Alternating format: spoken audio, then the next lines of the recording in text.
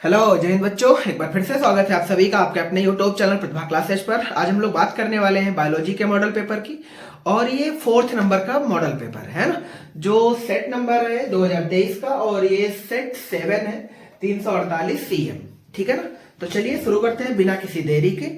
और सबसे पहले हम बात करेंगे 4 ऑब्जेक्टिव क्वेश्चन की, जैसा कि अभी तक करते आए हैं, है ना। तो चलो एक एक करके मार्किंग करते हैं, और जैसे अब तक बताते आए वैसे ही शुरू करते हैं। तो पहला क्वेश्चन है 4x1, यानी जो क्वेश्चन 1 है उसमें 4 क्वेश्चन मिलेंगे आपको, और हर क्वेश्चन 1 नंबर का होगा, जिसके लिए आपको 4 चूज करने के लिए ऑप्शन भी मिलेंगे, है ना। तो पहला क्वेश्चन कह रहा है इनमें से कौन पराग कण में पाया जाता है, यानी आपको 4 ऑप्शन दिए गए हैं कि पूछा गया है कि कौन पराग कण में पाया जाता है। हालांकि बेसिक बात हो रही है उसके केंद्रकों की या कह लें उसके कोशिकाओं की। तो आपने अगर पराग कण का डायग्राम पढ़ा हो कुछ, तो आपने पढ़ा होगा इस पर कुछ मोटे मोटे परतें पाई जाती हैं, कुछ ऐसे, है ना। ये जो आप गैप देख पा रहे हैं इनको हम जनन छिद्र के नाम से जानते हैं, और ये जो मोटे मोटे उभार देख पा रहे हैं इसको बाह्य चोल बोलते हैं। क्या बोलते हैं? बाह्य चोल। और ये जो अंदर एक इनर परत देख पा रहे हैं जिसको हमने जनन छिद्र बोला था, एक्चुअल में ये जो परत है इसी को बोलते हैं अंतःचोल। क्या बोलते हैं? अंतःचोल। ये बना होता है स्पोरोपोलिनिन का, और ये बना होता है पेक्टासेलुलोज का। ये काम करता है परागकण को बाहर का जो पोल्यूशन है या कह लें बाहर का जो वातावरण है उससे सिक्योरिटी देने का। और अंतःचोल का काम होता है जब निषेचन क्रिया का टाइम आता है तो ये पराग नलिका का निर्माण करता है। जो अंतःचोल होता है वो किसका निर्माण करता है? पराग नलिका का। पराग नलिका का खोज करता, उम्मीद करते याद होगा, GBMEC। ठीक है ना। इसका जो अंदर जीवद्रव्य होता है उसमें 2 केंद्रक पाए जाते हैं, एक को नलिका केंद्रक बोलते हैं और एक को जनन केंद्रक बोलते हैं, है ना। तो इन्हीं के नाम लिख लेते हैं। एक तो नलिका केंद्रक है और दूसरा कौन सा है? जनन केंद्रक, है ना। निषेचन की क्रिया में जो केंद्रक भाग लेता है वो बेसिक जनन केंद्रक होता है। नलिका केंद्रक एंड जब आता है निषेचन क्रिया का तो ये खत्म हो जाता है, पहले नष्ट हो जाता है। क्लियर हो गया? अब आप सुने, पहला 2 नर युग्मक, तो इसमें क्या 2 नर युग्मक है? नहीं।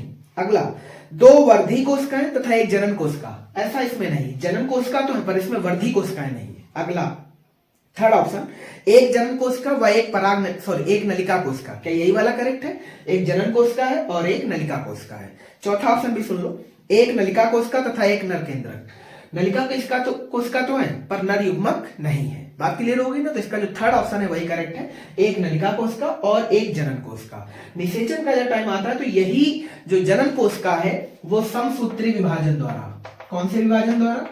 समसूत्री विभाजन द्वारा कितने नर युग्मक बना देता है? 2।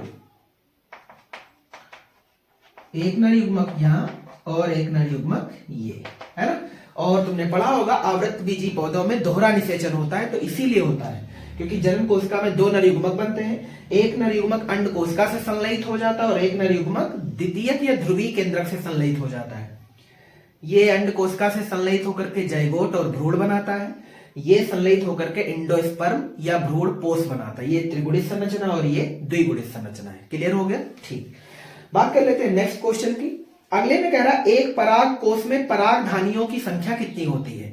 तो एक पराग कोष में जो पालियों की संख्या होती है वो 2 होती है, जबकि परागधानियों की संख्या 4 होती है, क्योंकि प्रत्येक पाली में 2 परागधानियां होती। तो जाहिर सी बात है अगर 2 पालियां हैं तो जो परागधानियां होंगी उनकी संख्या 4 हो जाएगी। हालांकि इस मॉडल पेपर में इसका आंसर गलत दे रखा है, इसमें 2 दे रखा है, तो 2 नहीं सही है, 4 सही है। ठीक है ना। तो जिन लोगों ने इसको मॉडल पेपर से सॉल्व किया वो एक बार थोड़ा गलती सुधार लें और चेक भी कर लें अपनी बुक वगैरह को। चलिए, और इसका गा नंबर भी क्वेश्चन गलत ही है। क्या गलत है इसमें? या तो ये मिसप्रिंट है या तो फिर इसका ऑप्शन गलत है। ठीक है, पहला सुन लीजिए क्वेश्चन क्या है। जौ के 200 दाने बनाने के लिए कितने दाने बनाने हैं मुझे? 200। जौ के 200 दाने बनाने के लिए कितने अर्धसूत्री विभाजन होने चाहिए? तो आप सभी जानते हैं अर्धसूत्री विभाजन का रूल ये है, एक बार विभाजन करने पर जो कोशिका होती है वो 4 पुत्री कोशिकाओं में डिवाइड हो जाती है। अगर पुत्री कोशिकाओं की संख्या 200 दे रखी है तो जाहिर सी बात है कितने अर्धसूत्री विभाजन होंगे इस चीज का पता लगाने के लिए हमें इस नंबर पर 4 से भाग देना पड़ेगा। 4 से भाग देंगे तो आंसर कितना आ जाएगा? 50, जो कि इसका करेक्ट आंसर है। जबकि ऑप्शन के हिसाब से मॉडल पेपर का जो करेक्ट आंसर है वो 250 दे रखा है।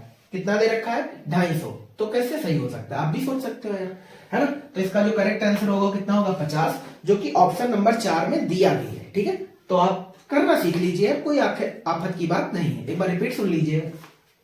देखो, अगर तुमसे कहा जाए कि 50 पराग मात्र कोशिकाएं हैं, अर्धसूत्री विभाजन होंगे तो कितने परागकण बनेंगे, तो 4 से गुणा कर दीजिए। जब भी परागकणों की नंबर पूछे जाए तो 4 से गुणा कर दीजिए, और जब पराग बनाने वाली कोशिकाओं के नंबर पूछे जाए तो हमेशा 4 से भाग कर दीजिए, है ना। तो यहां पूछा गया कि कितने विभाजन होंगे, तो विभाजन पूछने का मतलब है कि कितनी पराग कोशिकाओं ने भाग लिया है, इसका मतलब है 4 से भाग देना है। क्लियर हो गया नहीं, तो आंसर कितना आ जाएगा 50, जो कि करेक्ट है। ठीक है, अगला सुनते हैं। जन्मजात उपापचयी त्रुटि है, यानी उपापचय से संबंधित कौन सी त्रुटि और साथ में अनुवांशिक होनी चाहिए। अनुवांशिक मतलब जन्मजात। ऑप्शन सुन लो। पहला है फेनिलकीटोन्यूरिया, आपने इसे पीकेयू के नाम से पढ़ रखा होगा और यही इसका करेक्ट आंसर है। ये जन्मजात उपापचय त्रुटि है, जिसमें अपना जो शरीर है वो जन्म से ही कुछ एसिड का अपचयन नहीं कर पाता है, मतलब एसिडों का पाचन नहीं कर पाता है ना। उसके थ्रू होता क्या है, हड्डियों में वो अम्ल एकत्रित हो जाते हैं, जिनसे तुमने एक बीमारी में नाम सुन रखी होगी, आर्थ्रिटिस करके बोल देते हैं ना। अरे जॉइंट्स में दर्द होना, संधियों में दर्द होना, बात क्लियर होगी ना। ठीक, तो इसका करेक्ट आंसर है फेनिलकीटोन्यूरिया, जबकि और भी ऑप्शन सुन लो। अगला है वर्णांधता, अगला है हीमोफीलिया, अगला है आरक्तता। वर्णांधता और हीमोफीलिया की अगर हम बात करते हैं तो वर्णांधता और हीमोफीलिया आपने पढ़ रखी होंगी, लिंग संलग्न रोग है जो अप्रबल एक्स गुणसूत्र से संबंधित होते हैं। ठीक है, तो ये रहे आपके 4 ऑब्जेक्टिव, उम्मीद करते हैं आपको समझ आए होंगे। ठीक है, अब बात कर लेते हैं क्वेश्चन नंबर 2 की। इसमें 5 क्वेश्चन है और हर क्वेश्चन 1 नंबर कैरी करेगा। ठीक है, तो चलो इसे रेस करते हैं।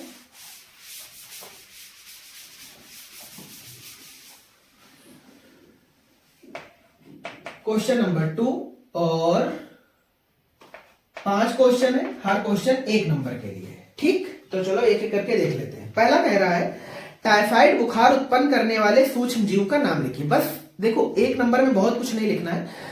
कई बार आंसर जो होगा वो 1 लाइन का भी नहीं होगा, जैसे कि यही वाला 1 नंबर है तो इसमें 1 लाइन का भी आंसर नहीं है ना। आपको सिर्फ ये लिखना है कि इसके सूक्ष्म जीव का नाम क्या है ना। तो आपने मानव स्वास्थ्य एवं रोग वाले चैप्टर में पढ़ रखे होंगे जीवाणु से होने वाले रोग। उन जीवाणुओं से होने वाले रोग में ये वाला तुमने रोग पढ़ा होगा जो दूषित भोजन और दूषित पानी से फैलता है, और इसके लिए बैक्टीरिया जिम्मेदार होता है। कौन जिम्मेदार होता है, बैक्टीरिया। और कौन सा बैक्टीरिया जिम्मेदार होता है, तो क्वेश्चन नंबर 1 में जो टाइफाइड है मियादी बुखार के नाम से जानते हैं आप, है ना। आप इसे आंत का भी बुखार कहते हैं क्योंकि इसमें आंत का अल्सर हो जाता है ना। टाइफाइड के लिए जो जीवाणु है उसका नाम ये है साल्मोनेला टाइफी, बढ़िया नाम है। टाइफी से टाइफाइड, कोई दिक्कत तो नहीं। देखो, कोशिश करिए नामों को याद करने की। ये देखो, आप पेपर में ये पूछा जाए या ना पूछा जाए कोई मतलब नहीं है, पर लाइफ में बड़े इंपॉर्टेंट है। ठीक, अगली इंपॉर्टेंट चीज सुन लो। टाइफाइड की जब हम जांच करते हैं तो जांच के लिए जो जांच की जाती है उसका भी तो नाम पूछा जाता है, तो वो नाम भी याद कर लीजिएगा, क्या आपका अगली बार यही आ जाएगा। कौन सा टेस्ट, विडाल टेस्ट। बात क्लियर होगी ना। यानी विडाल टेस्ट के द्वारा हम कौन से रोग की जांच करते हैं, तो टाइफाइड की जांच करते हैं, और इसमें जो जीवाणु उपलब्ध होता है उसका नाम क्या है, साल्मोनेला टाइफी, से मियादी बुखार के नाम से जानते हैं। आंत का भी बुखार बोला जाता है। ठीक है, तो सवाल से इतना था कि सूक्ष्म जीव का नाम बता दो, तो ये नाम है। ठीक है, अगला क्वेश्चन है जीवाणु कोशिका में किस प्रकार का केंद्रक पाया जाता है। जीवाणु कोशिका में किस प्रकार का केंद्रक पाया जाता है, तो जो जीवाणु कोशिका है आपने पढ़ रखी होगी, ये प्रोकैरियोटिक कोशिका है। कैसी कोशिका है, प्रोकैरियोटिक। और प्रोकैरियोटिक का बहुत सिंपल मतलब ये होता है कि इनमें जो केंद्रक का जो मटेरियल होता है वो केंद्रक कला से घिरा नहीं होता है। यानी इसमें केंद्रक का मटेरियल तो पाया जाता है, गुणसूत्र है, डीएनए, केंद्रक द्रव्य है, वो सब कुछ पाया जाता है, पर वो केंद्रक कला से घिरा नहीं होता है। जैसे एक सिंपल बात करें, मान लेते हैं ये एक जीवाणु कोशिका है, ये इसका सजीव द्रव्य है और ये इसका डीएनए वाला पार्ट है। समझ में आ गया, इसमें गुणसूत्र वगैरह डीएनए वगैरह इसका है। तो इसके चारों ओर केंद्रक कला का अभाव होता है, मतलब केंद्रक कला नहीं पाई जाती है। तो इन कोशिकाओं को केंद्रक कला ना होने के कारण किस नाम से जाना जाता है, प्रोकैरियोटिक सेल के नाम से जाना जाता है। जीवन की उत्पत्ति में सबसे पहले इन्हीं कोशिकाओं का विकास हुआ था। यूकैरियोटिक कोशिकाएं इनके विकास के लाखों करोड़ों वर्षों बाद उत्पन्न हुई थी, ऐसा आपने पढ़ रखा होगा। ठीक है ना। तो इस वाले स्थान को केंद्रक कला ना होने के कारण किसी एक नाम से तो जानते होंगे ना, बिल्कुल जानते हैं, न्यूक्लियोइड बोलते हैं। क्या बोलते हैं? न्यूक्लियोइड, बस यही इसका नाम है। आप इसे केंद्रकाभ बोल सकते हैं। क्या बोल सकते हैं? केंद्रकाभ, मतलब केंद्रक नहीं, केंद्रक के जैसा है, इसलिए वर्चुअल केंद्रक बोला गया है। क्लियर हो गया ना? एक चीज और इसमें बड़ी इंपॉर्टेंट है, वो सुन भी रखी होगी सभी ने। जीवाणु कोशिका में होता क्या है कि डीएनए एक जगह ना पाए जाने, मतलब पाया जाता है पर कुछ हिस्सा इसका अलग भी इसके कोशिका द्रव्य में तैर रहा होता है। जैसे मान लीजिए यहाँ पर छोटा सा डीएनए है, इस छोटे से वाले डीएनए को एक नाम और दिया जाता है जिसे बोलते हैं प्लाज्मिड। क्या बोलते हैं? प्लाज्मिड। और प्लाज्मिड को बायोटेक्नोलॉजी में बहुत ज्यादा यूज किया जाता है ना? इसका तुमने कृत्रिम प्लाज्मिड नाम सुन रखा होगा, PBR 322, उम्मीद करते हैं सबने सुन रखा होगा। ये क्लोन वाहक है, क्लोन वेक्टर के नाम से जानते हैं इसको, ठीक है? क्लोन वाहक है ये PBR 322, जो कि है क्या? प्लाज्मिड। और प्लाज्मिड केवल और केवल कौन सी कोशिकाओं में पाए जाते हैं? जीवाणु कोशिका में। बात क्लियर हो गई ना? कहां यूज आता है?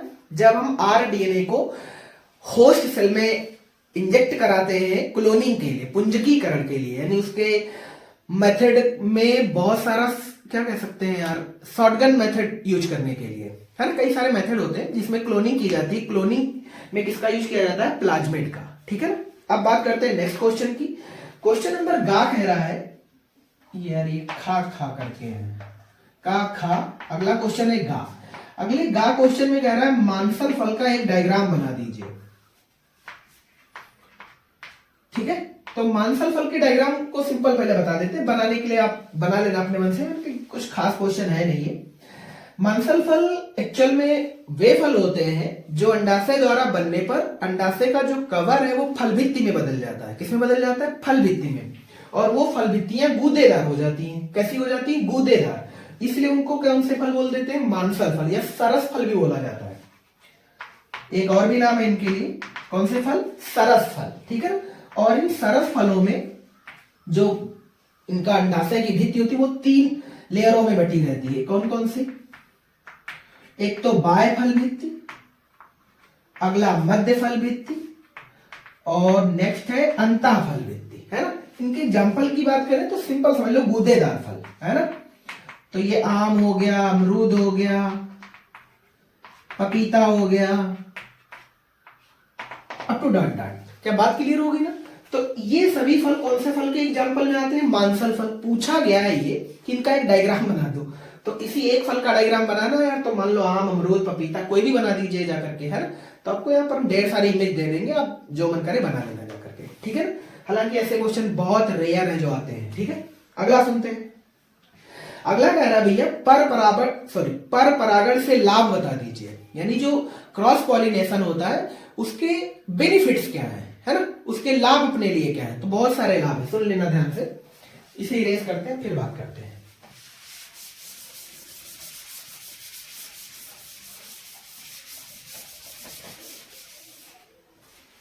क्वेश्चन नंबर घ, पर परागण से लाभ। तो पर परागण का सबसे अच्छा लाभ यह है कि इससे नई जातियों की उत्पत्ति होती है। यानी जब किसी पौधे में पर परागण होता है तो उससे जो उत्पन्न पौधे होते हैं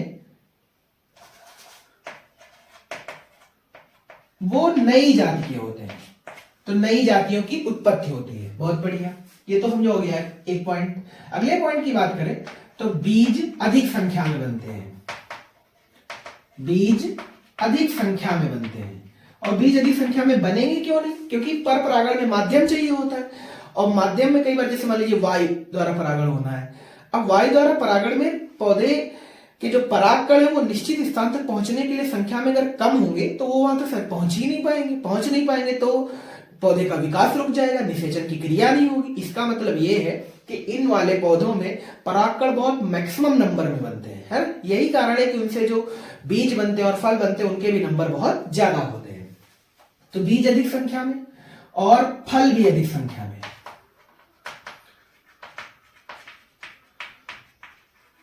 बात क्लियर होगी ना?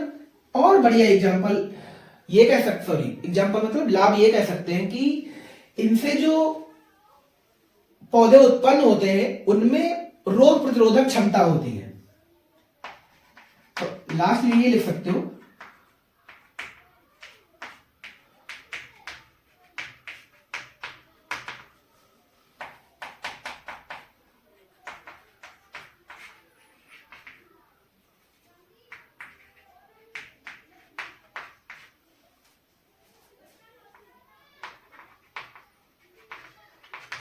बात क्लियर होगी ना। ये है सब पर परागण के लाभ।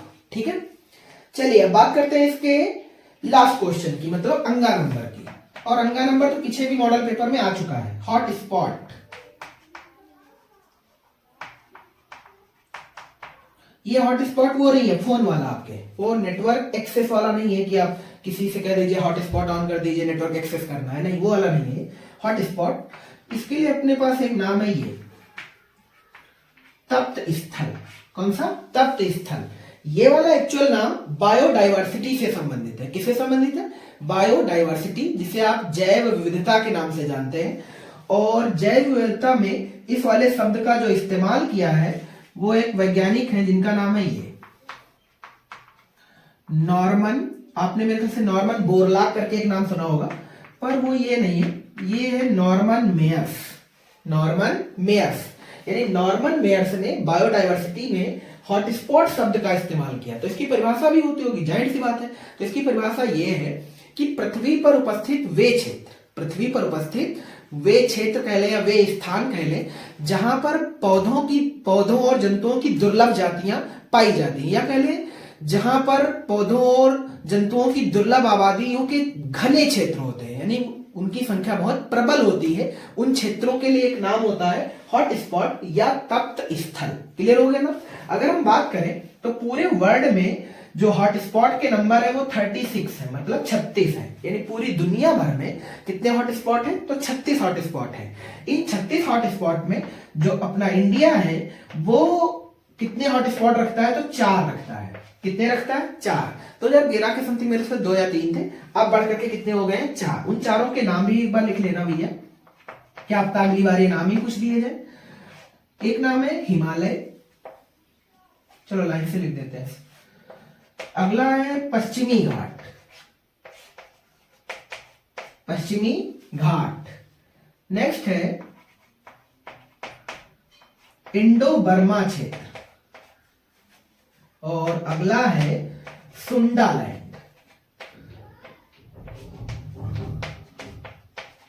ठीक है, इन चारों को मार्क कर लीजिए और लिख लीजिए, रट लीजिए अच्छे से। तो इंडिया में कितने हॉट स्पॉट है? 4, हिमालय, पश्चिमी घाट, इंडो बर्मा, सुंडालैंड। एक सबसे बढ़िया क्वेश्चन ये कि भारत का सबसे बड़ा हॉट स्पॉट कौन सा है? तो सबसे बड़ा कौन सा है? हिमालय, याद रखना ये भी। हिमालय भारत का सबसे बड़ा हॉट स्पॉट है। अगर कहें दुनिया का सबसे बड़ा हॉट स्पॉट कौन है, तो मेरे ख्याल से अमेजन नाम सबने सुन रखा होगा, अमेजन वर्षावन। ठीक है, ये दुनिया का सबसे बड़ा हॉट स्पॉट है। ठीक है, अगर कहते ये है ये इतना बड़ा जंगल है, अगर इसे में एक देश घोषित कर दे, मतलब इसकी जंगल को एक देश नाम दे दिया जाए, तो ये क्षेत्रफल के अकॉर्डिंग 9वें नंबर का देश हो जाएगा। यानी हम लोग 7 नंबर पर है, यानी अपना जो भारत है वो दुनिया में क्षेत्रफल के अकॉर्डिंग 7वें नंबर पर आता है। और ये इतना बड़ा जंगल है कि अगर हम इसे एक देश घोषित करना चाहें तो ये 9वें नंबर का देश बनेगा। बात क्लियर हो गई ना। अगली सबसे इंपॉर्टेंट चीज सुन लीजिए, ये साउथ अमेरिका कॉन्टिनेंट में है और ये ब्राजील देश में इसकी क्षेत्र ज्यादा फैला है, और लगभग ब्राजील में 60% क्षेत्र में फैला है। क्लियर हो गया नहीं। अगली एक चीज, अपने वायुमंडल में जो ऑक्सीजन है 21%, वायुमंडल में जो ऑक्सीजन का परसेंटेज है वो कितना है? 21% है। इस 21% का अकेले 20% कौन अचीव करता है? अमेजन। यानी अपने हवा में जो आप ऑक्सीजन कहते हैं 21% है, उस 21 का 20% ऑक्सीजन कहां से आता है? अमेजन से आता है। इसलिए अमेजन के लिए एक नाम और बहुत रिस्पेक्ट के साथ बोला जाता है, और वो ये है पृथ्वी का फेफड़ा, लंग्स ऑफ अर्थ। क्लियर हो गया ना ये?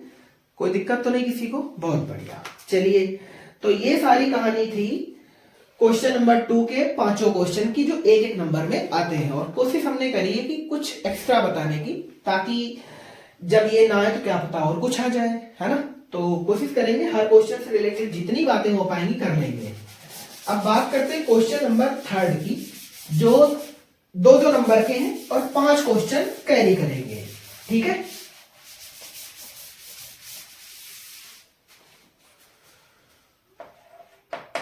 क्वेश्चन नंबर 3, 5 क्वेश्चन, हर क्वेश्चन 2 नंबर, मतलब ये क्वेश्चन नंबर 3 आपको 10 नंबर देने वाला है, ठीक है। तो चलो देखते हैं एक एक करके। तो पहला कह रहा है भैया, पराग कोश के परागकण किससे भोजन प्राप्त करते हैं। तो पराग कोश जो पुष्प की वो नर संरचना है, पराग कोश पुष्प की नर संरचना, और मेरे ख्याल से इसके डायग्राम भी पीछे बताए जा चुके हैं, तो बार बार बनवाना ठीक नहीं है, ठीक है। क्वेश्चन कह रहा है पराग कोश में जो परागकण बन रहे हैं उनको पोषण कौन देता है। तो आपने पढ़ा होगा उसमें कुछ कोशिकाएं थोड़ी बड़ी हो जाती हैं और वो स्तंभाकार हो जाती है विभाजन के बाद, परिणत विभाजन होता है जिसमें कुछ कोशिकाएं बाहर की तरफ चलती है और कुछ कोशिकाएं अंदर की तरफ विकसित होती हैं। उन्हीं अंदर तरफ कोशिकाओं में जो विकास होता है उनमें कुछ कोशिकाएं फूल करके स्तंभाकार हो जाती, मोटी मोटी हो जाती हैं, और वो कोशिकाएं पराग कणों को पोषण देने का काम करती है। उन कोशिकाओं का एक नाम भी होता है टेपिटम कोशिकाएं, नाम अच्छे से याद कर लीजिएगा। और ये कुछ वैसा ही नाम है जैसे मेल रिप्रोडक्टिव सिस्टम है। तुमने अगर सर्टोली कोशिका का नाम सुना था तो मेरे ख्याल से ये याद करना कोई बुरी बात नहीं होगी। सर्टोली कोशिका का भी यही काम होता था, जो शुक्राणु बनते थे उन्हें एज अ नर्स काम करती थी, है ना, उपचारक सेल बोला जाता है उनको। सेम वही काम लगभग यही भी करती है, इसलिए इनको टेपिटम कोशिकाओं के नाम से जानते हैं, ठीक है। तो ये हो गया पहला क्वेश्चन। बात करते हैं क्वेश्चन नंबर खा की। क्वेश्चन नंबर खा जबरदस्त है यार, और ये आने के चांस भी हैं।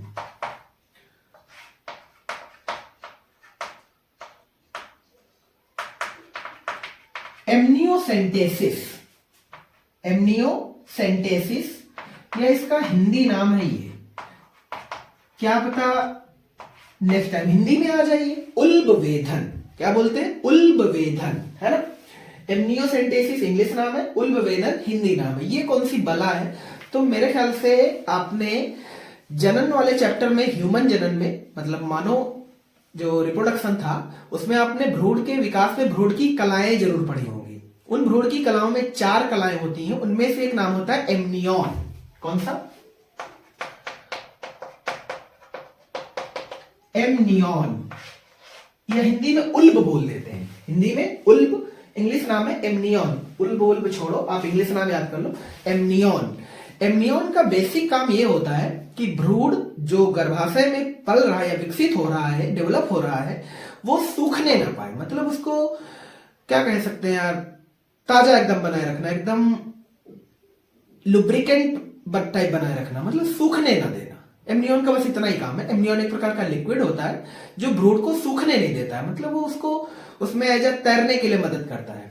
बात क्लियर हो गई यहां तक? ठीक। तो एमनियॉन एक लिक्विड है, एक बाह्यभ्रूण कला का नाम है, जो भ्रूण को सूखने नहीं देती है। बात क्लियर हो गई नहीं? ठीक। तो ये इस एमनियॉन लिक्विड से बाय इंजेक्शन कुछ लिक्विड को निकाल करके उसके द्वारा हम उस गर्भ में जो संतान पल रही है उसका लिंग जांच कर सकते हैं। क्या जांच कर सकते हैं? लिंग जांच कर सकते हैं। उसका स्वास्थ्य जांच कर सकते हैं। उसे कोई अनुवांशिक विकार है या नहीं इसकी भी जांच कर सकते हैं। क्या मेरी बात समझ पा रहे हैं आप? है ना।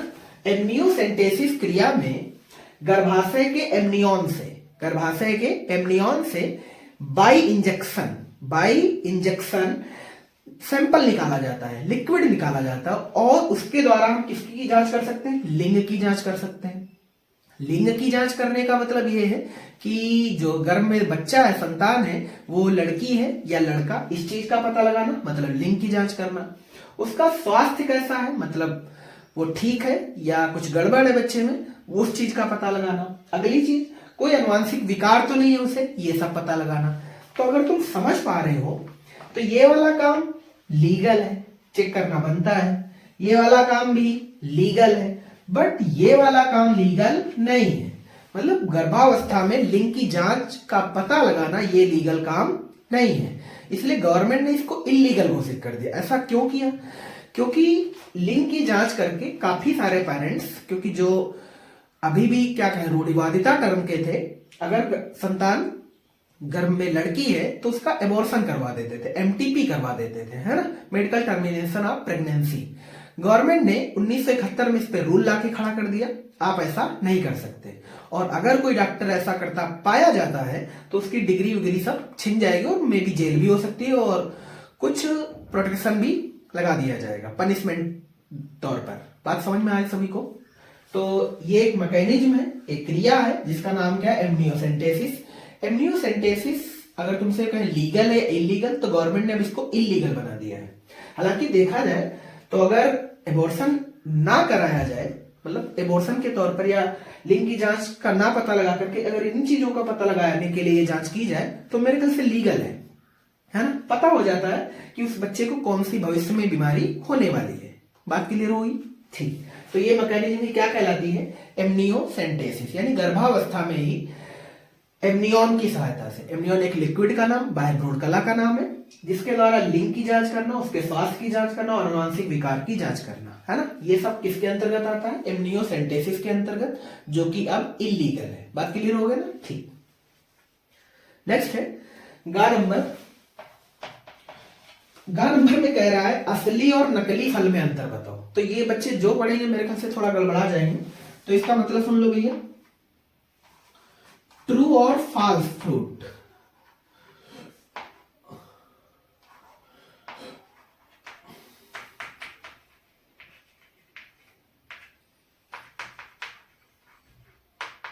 तो मेरे ख्याल से ये टॉपिक पर बात हम पीछे भी क्वेश्चन में कहीं ना कहीं कर चुके हैं। ट्रू फ्रूट और फॉल्स फ्रूट। तो आपको बता दें फल एक्चुअल में कहते हैं किसको? निषेचन के पश्चात जब अंडाशय जिस संरचना में बदलता है उसी संरचना को हम फ्रूट बोलते हैं। क्या बोलते हैं? फ्रूट बोलते हैं। क्लियर हो गया ना ये? ठीक। तो होता क्या है, कुछ जनरली फल ऐसे होते हैं या सामान्यता फल ऐसे होते हैं जिनका निर्माण ओवरी से होता है, जिनका निर्माण अंडाशय से होता है। तो जो ट्रू फ्रूट होते हैं इनका निर्माण ओवरी से होता है, यानी पुष्प के अंडाशय से जो फल विकसित होता है निषेचन के बाद उसे ट्रू फ्रूट बोलते हैं, असली फल बोलते हैं। ठीक है। फॉल्स फ्रूट मतलब झूठे फल। झूठे फल हम उनको कहते हैं जिनका निर्माण ओवरी को छोड़ करके पुष्प के किसी भी भाग से हो जाए, देन हम उसको क्या बोलते हैं? फॉल्स फ्रूट बोलते हैं। फॉल्स फ्रूट के एग्जाम्पल में आपको कुछ महत्वपूर्ण नाम बताए जाते हैं। सेब है, नाशपाती है, अनानास है, स्ट्रॉबेरी है ना। ये सब कैसे फल है? झूठे फल है, क्योंकि इनका निर्माण ओवरी से नहीं होता है। ठीक है, बस एक बहुत सिंपल परिभाषा है। वे फल जिनका निर्माण अंडाशय से होता है ट्रू फल कहलाते हैं। जिनका निर्माण अंडाशय को छोड़ करके पुष्प के अन्य भागों से होता है, जैसे पुष्पासन से सेब का निर्माण होता है, इसलिए इसको हम क्या बोलते हैं? फॉल्स फ्रूट बोलते थे। इनके एग्जाम्पल इन्हीं को छोड़ दीजिए, बाकी सब इसी में आ जाएगा। आम, अमरूद, ये सब इसी में आ जाएंगे, कोई दिक्कत तो नहीं किसी को। ठीक, बहुत बढ़िया। अगला है घ नंबर, असंग जननता। असंग जनन मेरे ख्याल से सुन रखा होगा सबने।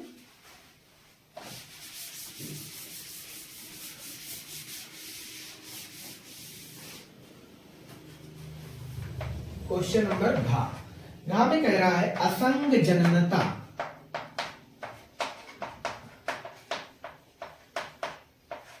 है ना, इंग्लिश में एपोमिक्सिस बोलते हैं। असंग जननता है ना, एपोमिक्सिस को परिभाषित कीजिए। अकेले से आप क्या समझते हैं? तो होता क्या है, देखो हम सभी जानते हैं नए पादप का निर्माण लैंगिक जनन, निषेचन, युग्मक संलयन इन सभी के बाद ही होता है ना। यानी किसी भी नए पादप का निर्माण लैंगिक जनन या लैंगिक जनन, कोई तो जनन होता होगा, निषेचन होता है। निषेचन अलैंगिक जनन तो नहीं होगा, फिर लैंगिक जनन तो निषेचन होगा, युग्मक संलयन होगा चूंकि लैंगिक जनन हो रहा है। तो इन सभी के बाद ही तो नया पादप बनता है। पर कुछ ऐसे भी मैकेनिज्म होती कभी कभी, ऐसे नहीं अपवाद स्वरूप, तो कभी कभी पौधे में लैंगिक जनन और युग्मक संलयन ऐसा कुछ ना होकर भी नए पादप का निर्माण हो जाता है, और इस घटना को ये क्या बोलते हैं? असंग जननता। और इस शब्द का जो इस्तेमाल है वो एक वैज्ञानिक है जिनका नाम है विंकलर। क्या नाम है उनका? विंकलर। तो ये बहुत पूछा जाने वाला क्वेश्चन है कि असंग जनन या असंग जननता से आप क्या समझते हैं। क्लियर हो गया ना? तो कभी कभी पौधों में लैंगिक जनन या युग्मक संलयन के बिना ही नए पादप का निर्माण हो जाता है, और ये मैकेनिज्म ही क्या कहलाती है? असंग जननता। और इसको रिसर्च करने वाला कौन है? विंकलर। बात क्लियर हुई? बहुत अच्छे। ये सब आवृतबीजी पौधों के जन्म जो पढ़ाया था, तो ये समझो सब अपवाद में आते हैं, ठीक है। और लास्ट वाला क्वेश्चन भी इसी के कैटेगरी का है। वो क्या कह रहा है? बहुभ्रूणता। तो ये सब एक ही टॉपिक में पढ़ाए जाते हैं, एक ही चैप्टर में, सेम जगह पर हेडिंग है ये। पॉलीइम्ब्रायोनी बोलते हैं इनको।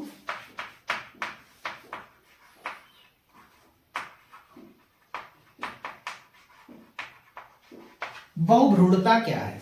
तो सिंपल मतलब है, किसी भी बीज में या किसी भी बीजांड में सिंपली एक भ्रूण होता है। किसी बीजांड और बीज में कितने भ्रूण होते हैं? एक। पर कभी कभी क्या होता है, कुछ पौधों में एक कुल है, मेरे ख्याल से नाम सुना होगा सबने, सिट्रेसी कुल। एक फैमिली है जिसका नाम क्या है? सिट्रेसी कुल। इस सिट्रेसी कुल में कौन से वाले लोग आते हैं? वही नींबू, संतरा। बात समझ में आ गई ना?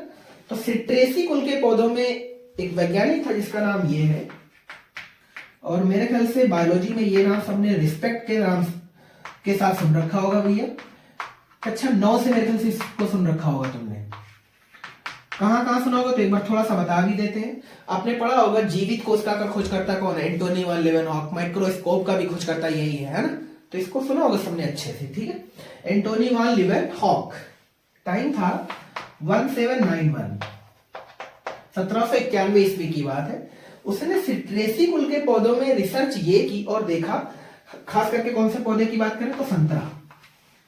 इस घटना की खोज किस पौधे से की गई थी? संतरा से। संतरा में उसने देखा कि एक बीज में कई सारे भ्रूण होते हैं। नॉर्मल सभी बीज में एक भ्रूण होता है, पर संतरे में 1791 में एंटोनी वैन लीeuwenhoek साहब देखते हैं कि उस बीज में कई सारे भ्रूण बन जाते हैं। इस घटना को ही क्या बोलते हैं? बहुभ्रूणता, पॉलीइम्ब्रोनी। कोई दिक्कत नहीं है। बात समझ में आ गई सभी को? देखते हैं क्वेश्चन नंबर 4। और इसमें 4 ही क्वेश्चन है और हर क्वेश्चन 3 नंबर कैरी करेगा, मतलब क्वेश्चन नंबर 4 आपको 12 नंबर देगा, ठीक है। इसका एक एक टॉपिक पढ़ लेते हैं। तो पहला है इसमें का नंबर, मनुष्य के शुक्र का नामांकित चित्र बनाइए। शुक्र मतलब शुक्राणु का डायग्राम बनाना है, मतलब आपको स्पर्म का डायग्राम बनाना है। अगर आपने पीछे के मॉडल पेपर देख लिए हैं तो मेरे ख्याल से पीछे की क्लासों में स्पर्म का डायग्राम बनाया भी था हमने और वेल उसको समझा भी दिया था, ठीक है। तो यहाँ पर थोड़ा जल्दी करेंगे क्योंकि ज्यादा टाइम वेस्ट नहीं करना, क्योंकि वीडियो बहुत लंबा नहीं चाहिए मुझे, ठीक है। तो स्पर्म के डायग्राम के लिए आपको पहले सबसे डायग्राम बनाना होता है। डायग्राम आप बेहतर बनाना, पर हम थोड़ा आपको जल्दी से बना लेते हैं ऐसे।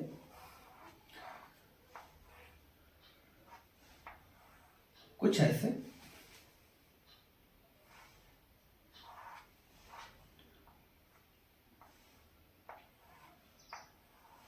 ये इसका केंद्रीय अक्ष है, सेंट्रल एक्सिस,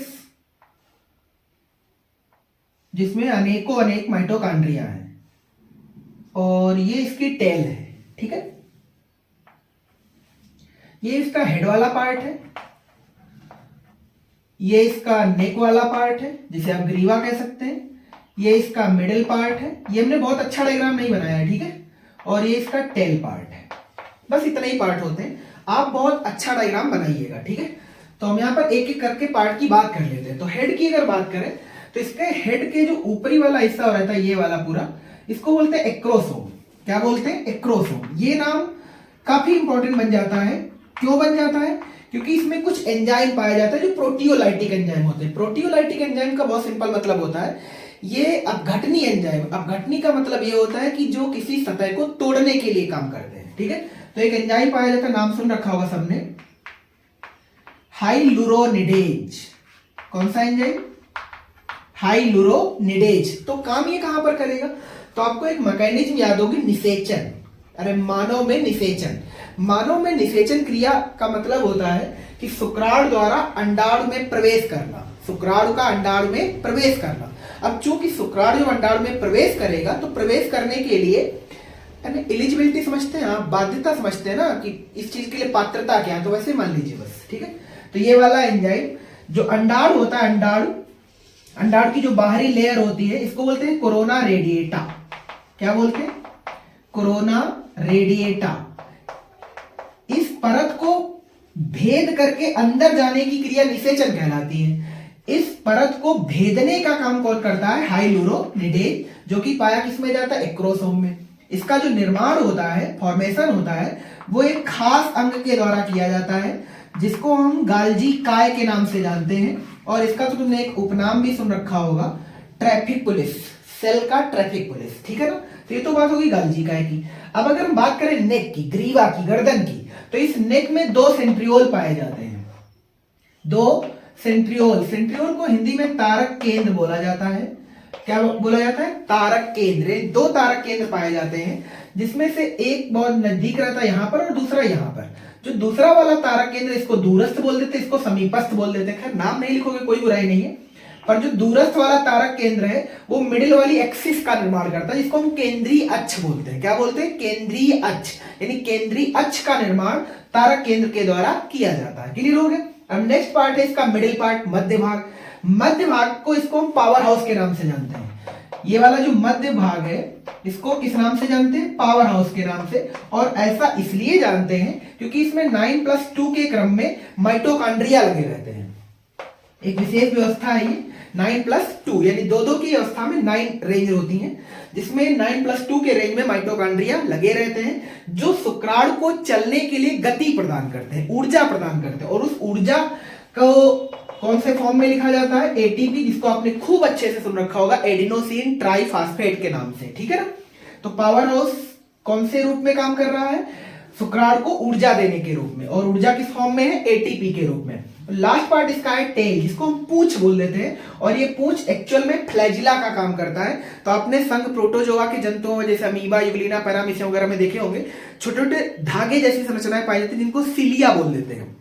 और जो धागा थोड़ा बड़ा होता है उसको हम फ्लैजिला बोल देते हैं। तो ये जो फ्लैजिला होता है एक्चुअल में स्पर्म में जो सीमेन में जो स्पर्म है उसको तैरने में मदद करता है।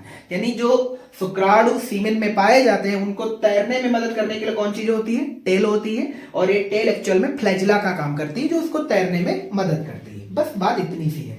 अगली इंपॉर्टेंट चीज एक बता दें, निषेचन क्रिया में केवल ये वाला हिस्सा भाग लेता है, टेल हिस्सा भाग नहीं लेता है। और सबसे इंपॉर्टेंट चीज, इजैकुलेशन क्रिया में अगर आप चाहते हैं सुरक्षित निषेचन की क्रिया हो जाए तो कम से कम 60% स्पर्म ऐसे होने चाहिए जो मतलब ढंग के हो, एकदम मतलब अच्छी क्वालिटी के हो। 60% स्पर्म चाहिए निषेचन क्रिया करने के लिए। बात क्लियर होगी ना? एक बार इजैकुलेशन में लगभग 2 से 3 ml सीमेन इजैकुलेट करता है। और इस 2 से 3 ml सीमेन में लगभग 30 से 40 करोड़ स्पर्म प्रेजेंट रहते हैं, ठीक है। इस 30 से 40 करोड़ का कितने % निषेचन में भाग लेता है? 60%। यानी निषेचन अच्छी तरीके से हो इसके लिए शुक्राणु कितने % अच्छे होना जरूरी है? 60%। बात क्लियर हो गई? ठीक, बहुत बढ़िया। अब बात कर लेते हैं क्वेश्चन नंबर खा की, जो अगेन डायग्राम वाला ही है। तो चलो देखते हैं इसको मिटाते हुए। इनके डायग्राम बना दिए गए थे पहले, ये चीज याद रखनी है थी, इसलिए हम थोड़ा बहुत अच्छे क्वालिटी के डायग्राम नहीं बना रहे हैं। जो नए आएंगे उनको समझा देंगे। क्वेश्चन नंबर खा कर है युवा परागकोश। अगर किसी को ये वर्ड कम समझ में आया हो तो उनको इस क्लास में ये नाम जरूर पढ़ाया गया होगा, तरुण परागकोश। तरुण मतलब नया परागकोश, जब वो स्फुटन से पहले का है, मतलब इसमें अभी कोई स्फुटन नहीं हुआ है, उस समय के परागकोश की आपको अनुप्रस्थ काट का डायग्राम बनाना है। इसके लिए भी आपको 3 नंबर मिलते हैं, ठीक। तो चलो इसका डायग्राम बना लेते थोड़ा जल्दी से। आपने मेरे ख्याल से ये वाली संरचना तो याद कर ली होगी अब तक।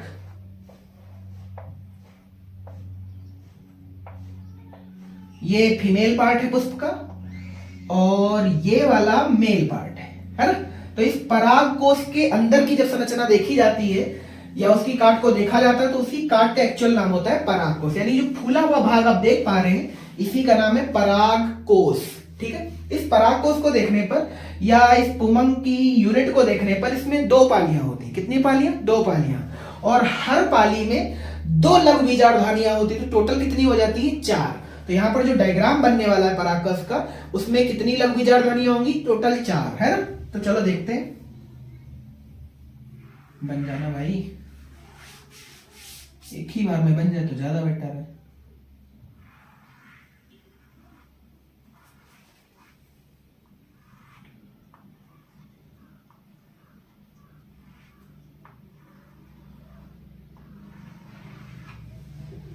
ठीक, उम्मीद करते हैं बन गया है।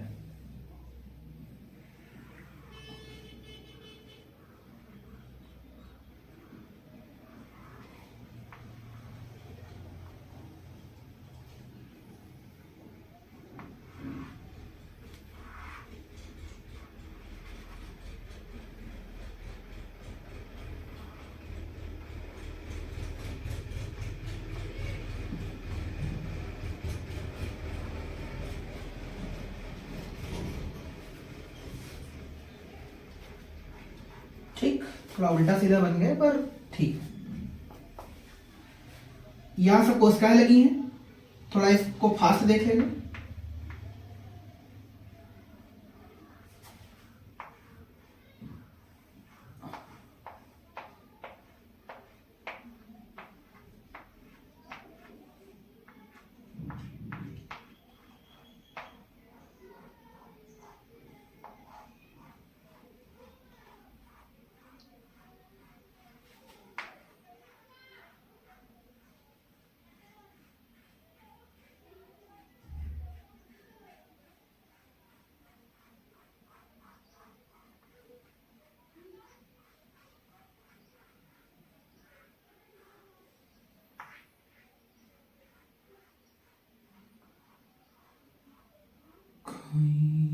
दीवाना कहता है, कोई पागल समझता है। चलो बहुत बढ़िया। इसमें बीच में एक संरचना आपको दिखाई देगी कुछ ऐसे, ये इसका वेस्कुलर बंडल है, यानी कि संवहन पूल है। ठीक है, यहां यहां यहां सब जगह सेम संरचनाएं होंगी, तो कोई हम किसी एक जगह बनाने वाले हैं ताकि सब कुछ अच्छा दिख जाए। ठीक है, चार्ट चेंज कर ले।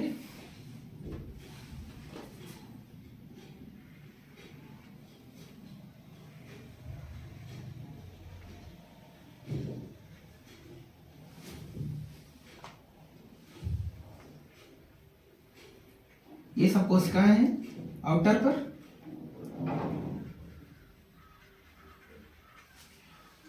और अंदर की कोशिकाएं कुछ भारी हैं, मतलब बड़ी बड़ी, क्योंकि ये स्पेशल कोशिकाएं हैं, क्योंकि अंदर बन रहे जो परागकण उनके पोषण के लिए काम करेंगे। और ये मेरे ख्याल से पीछे किसी मॉडल पेपर में क्वेश्चन आया था, चाहे इसी में आया हो पीछे, कि पराग कणों को पोषण देने का काम कौन सी कोशिकाएं करती। तो आपको एक नाम लिखा गया होगा, टेपिटम कोशिकाएं। कौन सी कोशिकाएं? टेपिटम, है ना। अंदर ये वाली जो कोशिकाएं बनाई जा रही है एक्चुअल में पराग मातृ कोशिकाएं हैं, जो अर्धसूत्री विभाजन के दौरान पराग कणों का निर्माण करने वाली हैं। क्लियर हो गया ना? ठीक। अच्छा, जो संरचना यहां पर बनाई गई, आप याद रखना कि यहां भी बनाना है, यहां भी बनाना है, यहां भी बनाना है। ये संरचना अलग है, इसलिए हमने इसको बना दिया हुआ है। ठीक है, तो चलो नामकरण कर देते हैं। तो जो सबसे बाहर ये वाली परत होगी, इनका नाम होगा बाह्य त्वचा। इनका नाम क्या होगा? बाह्य त्वचा। और इसके ठीक नीचे जो परत होगी उसका नाम होगा अधस्थ त्वचा, हाइपोडर्मिस बोलेंगे। ये इसका वस्कुलर बंडल है, मतलब कि संवहन पूल है, जिसमें जाइलम और फ्लोएम संरचनाएं पाई जाएंगी। और जाइलम और फ्लोएम के काम क्या होते हैं आप सभी जानते हैं। जाइलम जल का संवहन करने में मदद करेगा, और जो फ्लोएम ऊतक होता है वो खाद्य पदार्थों के संवहन में मदद करता है। ठीक है, चूंकि हमने यहाँ पर कोई संरचना नहीं बनाई, यहाँ बनाई, तो इनके नाम भी लिख लेते हैं। तो ये वाली जो कोशिकाएं हैं, ये जो हमने मोटी मोटी बनाई है, ये वाली, इनको बोलते हैं टेपिटम कोशिकाएं। कौन सी कोशिकाएं? टेपिटम कोशिकाएं। और जो अंदर थोड़ा पिंक कलर से बनाया हुआ है, ये वाली कोशिकाएं रेड टाइप की, इनको बोलते हैं पराग मातृ कोशिकाएं। पराग मातृ कोशिका या कोशिकाएं लिख लेंगे। ठीक है, पराग मातृ कोशिकाएं। उम्मीद करते हैं यहां तक किसी को कोई दिक्कत नहीं होगी। ठीक है ना, समझ में आया सभी को? बहुत बढ़िया। और ये वाली जो लेयर, इसको आप पराग कोश की भित्ति बोल सकते हैं। और इसकी एक ओरिजिनल पिक्चर आपको यहाँ पर कंप्यूटराइज दिखा दी जाएगी, आप देख पा रहे होंगे उसको। ये पराग मात्र कोशिकाएं और ये अंदर वाली जो कोशिकाएं वो टेपिटम है, ठीक है। अब आपको बताते चलेंगे जो पराग कोश है वो एक्चुअल में जो पुमंग होता है, ये पुंकेसर वाला पार्ट, इसका ये वाला हिस्सा है जो फूला वाला होता है ना। एक तरुण परागकोश की जब अनुप्रस्थ काट देखते हैं तो उसमें 2 पालियां दिखाई देती हैं। कितनी पालियां? 2 पालियां। और हर पाली में 2 बीजाणुधानी होती हैं। कितनी बीजाणुधानी? 2 बीजाणुधानी, जिनको हम पराग, इनका नाम नहीं लिखा हमने, तो ये जो गोल संरचना हमने बनाई इसका पूरे का अगर हम नाम लिखना चाहें तो इस पूरे का नाम है बीजाणुधानी। क्या नाम है? बीजाणुधानी। वो भी कौन सी बीजाणुधानी? तो लघु बीजाणुधानी। बात समझ में आ गई? आप इसे लघु बीजाणुधानी या परागधानी के नाम से जान सकते हैं, ठीक है। तो हर एक पाली में 2 बीजाणुधानियां होती, तो इस प्रकार चूंकि 2 पालियां होती पर प्रत्येक परागकोश में, तो टोटल बीजाणुधानियों की संख्या कितनी हो जाएगी? 4। तो आपसे सवाल बन सकता है कि परागकोश में लघु बीजाणुधानियां या परागधानियों की संख्या कितनी होती? तो ऑलवेज याद रखना कि 4 होती हैं, क्योंकि हर पाली में 2 होती है और हर परागकोश में 2 पालियां होती है। बात क्लियर हो गई? ठीक। अगर हम बात करें लघु बीजाणुधानी की, तो लघु बीजाणुधानी के सेंटर पर कौन सी कोशिकाएं पाई जाती हैं? पराग मात्र कोशिकाएं। और इन पराग मात्र कोशिकाओं में चूंकि जनन कोशिकाएं हैं, कौन सी कोशिकाएं? जनन कोशिकाएं। तो इनमें जो विभाजन होता है वो होता है अर्धसूत्री। कौन सा विभाजन? अर्धसूत्री। और उम्मीद करते हैं सभी बच्चों ने जरूर पढ़ा होगा, अगर जनन पढ़ा है, एक बार अगर किसी कोशिका में अगर अर्धसूत्री विभाजन होता है तो उसमें एक बार विभाजन के फलस्वरूप कितनी कोशिकाएं बनती हैं? टोटल 4 कोशिकाएं बनती हैं। और इन कोशिकाओं में गुणसूत्रों के नंबर आधे होते हैं, यानी ये वाली जो कोशिकाएं हैं वो 2n होती हैं, तो जो ये वाली कोशिकाएं बनेंगी वो जाहिर सी बात है n होंगी। n बोले तो अगुणित, मतलब गुणसूत्रों के नंबर आधे होंगे। जैसे अगर हम मान लें ये वाला परागकोश मटर के पौधे का है। किसका है? मटर के पौधे का। तो मटर के पौधे में 14 गुणसूत्र होते हैं, 14 गुणसूत्र होते हैं। इसका मतलब ये है कि यहाँ पर गुणसूत्रों की संख्या 14 होगी, तो उसका जो परागकण बनेगा उसकी संख्या होगी गुणसूत्रों की आधी, यानी कि 7, है ना। ये जो संरचना बनी है इसका नाम है परागकण। क्या नाम है इसका? परागकण। और परागकण वास्तव में इसका नर युग्मक है। परागकण इसका कौन सा युग्मक है? नर युग्मक है। इसमें कोई दिक्कत की बात नहीं, मतलब इसका नर युग्मकोद्भिद का नाम क्या है? परागकण, जिसमें गुणसूत्रों के नंबर n होते हैं। कोई बुराई नहीं यहाँ तक, बहुत अच्छे। उम्मीद करते हैं यहाँ तक किसी बच्चे को कोई समस्या नहीं होगी। इनके लिए एक नाम और है, वो भी सुन लीजिएगा एक बार, माइक्रो मियोस्पोर्स, ठीक है ना। इसमें कोई नई बात नहीं लिखी हमने, बहुत सिंपल से समझा दिया है। चलिए बात करते हैं अगले क्वेश्चन की। और अगला जो क्वेश्चन है वो है मधुमक्खी पालन से आप क्या समझते हैं। तो आपको पता होगा अच्छे से कि मधुमक्खी पालन अब सिलेबस से हटा दिया है, यानी पशु पालन जो चैप्टर है वो पूरी तरह से हटा दिया गया, तो हम उस पर कोई चर्चा नहीं करेंगे, ठीक है ना। चलिए बात करते हैं इसके नंबर घ की। घ में जो क्वेश्चन है वो महत्वपूर्ण है। महत्वपूर्ण इसलिए है क्योंकि वो जनन स्वास्थ्य से रिलेटेड है, और आपको याद होगा तो जनन स्वास्थ्य से कोई ना कोई क्वेश्चन हर बार पेपर में आता है, या तो वो परिवार नियोजन से संबंधित हो सकता है और या तो वो जनसंख्या वृद्धि से संबंधित हो सकता है, ठीक है। तो गा नंबर क्वेश्चन है ही नहीं, तो हम बात करेंगे घा नंबर की। क्वेश्चन कह रहा है परिवार नियोजन पर संक्षिप्त टिप्पणी लिखो। इंग्लिश में कहते हैं फैमिली प्लानिंग।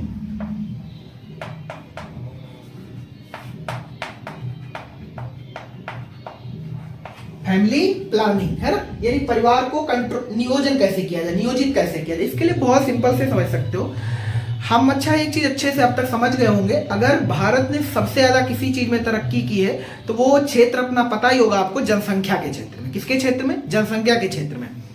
हमारी जीडीपी पिछले कुछ सालों से अभी वहीं पर स्थिर है, पिछले मेरे ख्याल से 9-8 सालों से जीडीपी में वृद्धि तो हो रही है, पर हम किसी देश को पछाड़ नहीं पा रहे हैं। हम ये नहीं कह रहे कि हमारी जीडीपी 2014 में जितनी थी वो आज भी उतनी है, मेरा मतलब ये नहीं था। मेरा मतलब ये था कि जीडीपी के मामले में हम पहले भी तीसरे नंबर पे आते थे और अभी भी तीसरे नंबर पे हैं, मतलब हमने कुछ खासा वृद्धि नहीं करी है, पर हमने एक क्षेत्र में इतनी ज्यादा डेवलप कर लिया है अपने आप को कि हम दूसरे स्थान पर हुआ करते थे, पर अब नहीं है। अब हम लोग टॉप पर पहुंच गए हैं, जिसका नाम है जनसंख्या। क्या नाम है जिसका? जनसंख्या।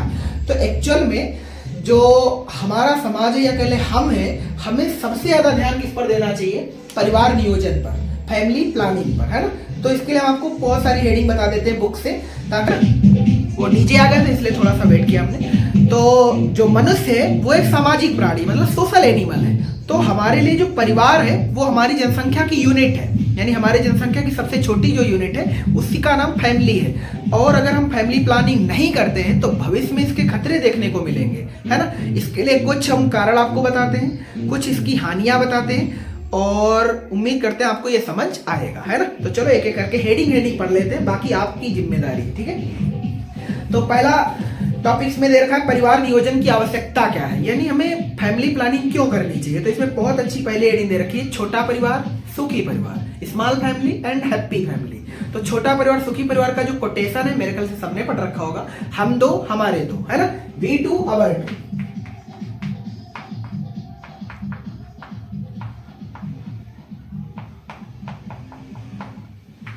हम दो हमारे दो, है ना। ये तो मेरे ख्याल से आपने ट्रकों पर लिखी लाइन खूब अच्छे से देखी होगी, हालांकि वो भी अच्छा ज्ञान बांटते हैं, आप पढ़ के अप्लाई करना जीवन में अपने, है ना। देखो मेरे ख्याल से अब तक जो इसके पीछे पीढ़ी रही थी उसको सेक्स एजुकेशन का उतना भयंकर नॉलेज नहीं था, या ये कह ले क्लासों में उनको ज्यादा प्रोवाइड नहीं कराया गया मैटर। पर आज का जो समय है वो वास्तव में अपग्रेड हो रहा है, तो सेक्स एजुकेशन को लेकर के टीचर अब खुल के बात कर पाता है। पर अभी भी जो क्लासें छोटी क्लासें 9th 10th 11th 12th वो बहुत ज़्यादा मेच्योर नहीं है, इसलिए हम उतनी ज़्यादा बात नहीं कर पाते। पर ऑनलाइन क्लास है, कोई झंझट नहीं है, यहाँ कम से कम कोई हंसने वाला जैसा नहीं है ना, मजे के साथ पढ़ा सकते हैं, ठीक है। तो चलो बात करते हैं आगे। तो सबसे पहली हेडिंग छोटा परिवार सुखी परिवार, ठीक।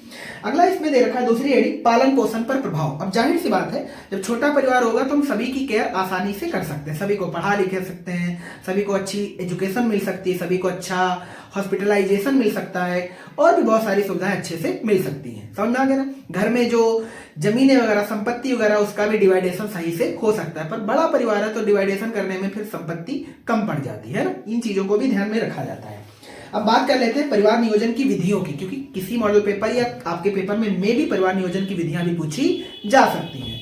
तो परिवार नियोजन की विधियों में सबसे पहले तो हम ये समझ लेते हैं कि जो गर्भ निरोधक यूज किए जाते हैं वो किस क्वालिटी का होना चाहिए, यानी परिवार नियोजन में जो गर्भ निरोधक यूज किए जा रहे हैं कंडोम वगैरह कॉपर्टी वगैरह, वो इसके लिए एक्चुअल में विशेषताएं क्या क्या होनी चाहिए, है ना। तो सबसे पहले यही जान लेते हैं पॉइंट वाइज। पहला पॉइंट इसमें लिख रखा है जो गर्भ निरोधक है वो आसानी से उपलब्ध होने वाले चाहिए, यानी जो आसानी से मिल जाए मार्केट में वो होने चाहिए।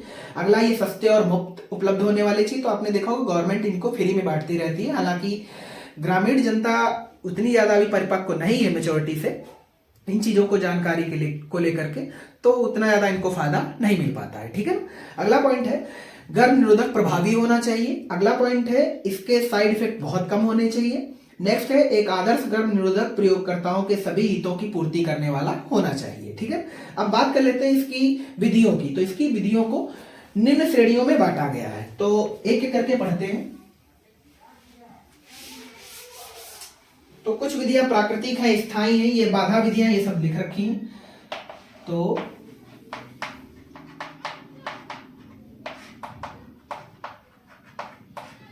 प्राकृतिक विधि में क्या क्या दे रखा है, इसका सिंपल मतलब होता है प्राकृतिक विधि में कि निषेचन की क्रिया में जो शुक्राणु और अंडाणु भाग ले रहे हैं उनको मिलने से किसी प्रकार रोकना है हमें, है ना। तो इसमें लिखा भी है प्राकृतिक विधि द्वारा शुक्राणु को अंडाणु के संपर्क में आने से नहीं दिया जाता है, आने से रोका जाता है, ठीक है। इसके लिए कुछ मेथड दे रखे हैं, जैसे एक तो दे रखा है स्तनपान अनार्थों। स्तनपान अनार्थों में क्या किया होता है, जो महिला अपने छोटे बच्चे को दुग्धपान कराती है, वही मान लीजिए 0 से 6 माह के बीच, है ना, 0 से 6 माह के बीच, उस समय अंडोत्सर्ग नहीं होता है, ओव्यूलेशन नहीं होता है, यानी उस समय जो सेक्स किया जाएगा उसका कोई रिजल्ट नहीं होगा, ठीक है। तो ये भी एक मेथड है, क्लियर हो गया। अगला पॉइंट है संभोग व्यवधान, यानी क्वाइटन जो क्वाइटस क्रिया है, संभोग की क्रिया है, सेक्स की क्रिया है, उसको किसी प्रकार से बाधित किया जाए, है ना, कोई भी मटेरियल यूज करके। अगला पॉइंट दे रखा है बाधा विधि, नंबर 2 में दे रखा है बाधा विधि। हम यहां पर सिर्फ हेडिंग पढ़ रहे हैं, याद रखना इस चीज को, आपको कम से कम अपने बुक से नोट से इस मटेरियल को पढ़ लेना है, ठीक है। बाधा विधि में कुछ विधियां जैसे रासायनिक है, मतलब रासायनिक विधि में जैसे दवाई वगैरह यूज की जा सकती है। अगला है रासायनिक विधि जिसमें दवाई यूज करेंगे। नेक्स्ट है यांत्रिक विधियां। यांत्रिक विधियों में 2 चीजें बड़ी इंपॉर्टेंट है, एक तो कंडोम और दूसरा है आईयूडी, जिसकी एक डिवाइस का नाम सुन रखा होगा तुमने, copper T, intra uterine device बोलते हैं उसको, कॉपर टी, है ना, जिसको महिलाएं यूटेरस में इस्तेमाल करती हैं। और कभी कभी तो ये भी क्वेश्चन आता है कि जो कॉपर टी है उसको किस अंग में लगाया जाता है, तो हमेशा याद रखना यूटेरस में लगाया जाता है, फीमेल ऑर्गन में यूज किया जाता है, ठीक है। नेक्स्ट है बंधकरण, स्टेरलाइजेशन। एक अगला मेथड है सी नंबर, बांध्यकरण, स्टेरलाइजेशन बोलते हैं। और इसकी दो मेथड है, नसबंदी, अगला है नलबंदी, ठीक है। इसको बोलते हैं वैसेक्टोमी। ये भी पेपर में आने के खूब चांस बनते हैं इसके, ठीक है। अगला है ट्यूबेक्टोमी। तो इनको भी पेपर में अच्छे से पढ़ के जाइएगा। तो ये रिलेटेड है मेल से, किससे रिलेटेड है, मेल से, और ये रिलेटेड है फीमेल से, ठीक है। क्योंकि फीमेल में तुमने नलिका का नाम सुना होगा, अंडवाहिनी से, सॉरी, अंडाशय से जुड़ी रहती है, फेलोपियन ट्यूब, इसलिए इसको ट्यूबेक्टोमी बोल देते हैं, ठीक है ना। और नसबंदी में चूंकि उसमें नस जैसा होता है, मतलब वासा डिफरेंसा नलिका होती है, इसलिए इसको वैसेक्टोमी बोल देते हैं। क्लियर हो गया नहीं। तो नसबंदी रिलेटेड है मेल से और ये रिलेटेड है फीमेल से। एक चीज और सबसे इंपॉर्टेंट वो ये है कि नसबंदी में पुरुषों की शुक्रवाहिनियों को काट करके बांधा जाता है और नलबंदी में फेलोपियन ट्यूब को काट करके बांधा जाता है। नसबंदी की क्रिया कभी भी की जा सकती है, बहुत सिंपल मैकेनिज्म है, यानी अब किसी भी टाइम कोई भी पुरुष करवा सकता है। पर जो नलबंदी की मैकेनिज्म है उसे करने के लिए ये मैकेनिज्म तब करी जाती है जब किसी महिला, या जब कह लें जब कोई महिला किसी बच्चे की डिलीवरी कर रही होती है, उस समय करना अनिवार्य हो जाता है। ऐसा इसलिए क्योंकि उदर की सर्जरी करनी पड़ती है ना, और सर्जरी करने के लिए बार बार पेट को चीरना फाड़ना उचित नहीं है। इसलिए जब डिलीवरी का टाइम होता है ऑपरेशन के दौरान, तो उसी टाइम, यानी जब बच्चे को जन्म दिया जा रहा हो बाय ऑपरेशन, उसी टाइम ट्यूबेक्टोमी भी कर दिया जाता है। बात क्लियर हो गई ना। तो इसके लिए थोड़ा मैकेनिज्म को ध्यान देना पड़ता है, बाकी ये वाली मैकेनिज्म कभी भी कराई जा सकती है। सबसे स्थायी अगर कोई विधियां हैं परिवार नियोजन को लेकर के, तो यही वाली विधियां हैं, ठीक है। और कांग्रेस सरकार ने तो इन वाली मेथड पर बहुत सारा काम भी किया था, है ना। तब लोग इसको लेकर के बहुत बवाल बना दी बैठे थे। खैर, कोई खास मतलब नहीं इस चीज का, हमें इससे क्या लेना देना, है ना। चलिए बात करते हैं आगे, और अब बात करते हैं क्वेश्चन नंबर 5 की, ठीक है। ये कहानी खत्म होती है। ये क्वेश्चन नंबर 4 था। इन विधियों को आप पढ़ जरूर लीजिएगा, ठीक।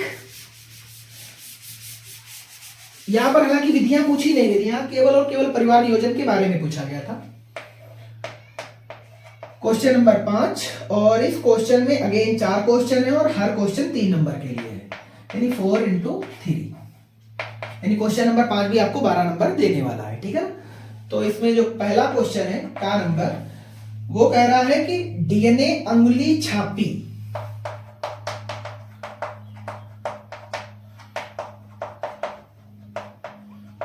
डीएनए अंगुली छापी, सिंपल मतलब है डीएनए फिंगरप्रिंटिंग।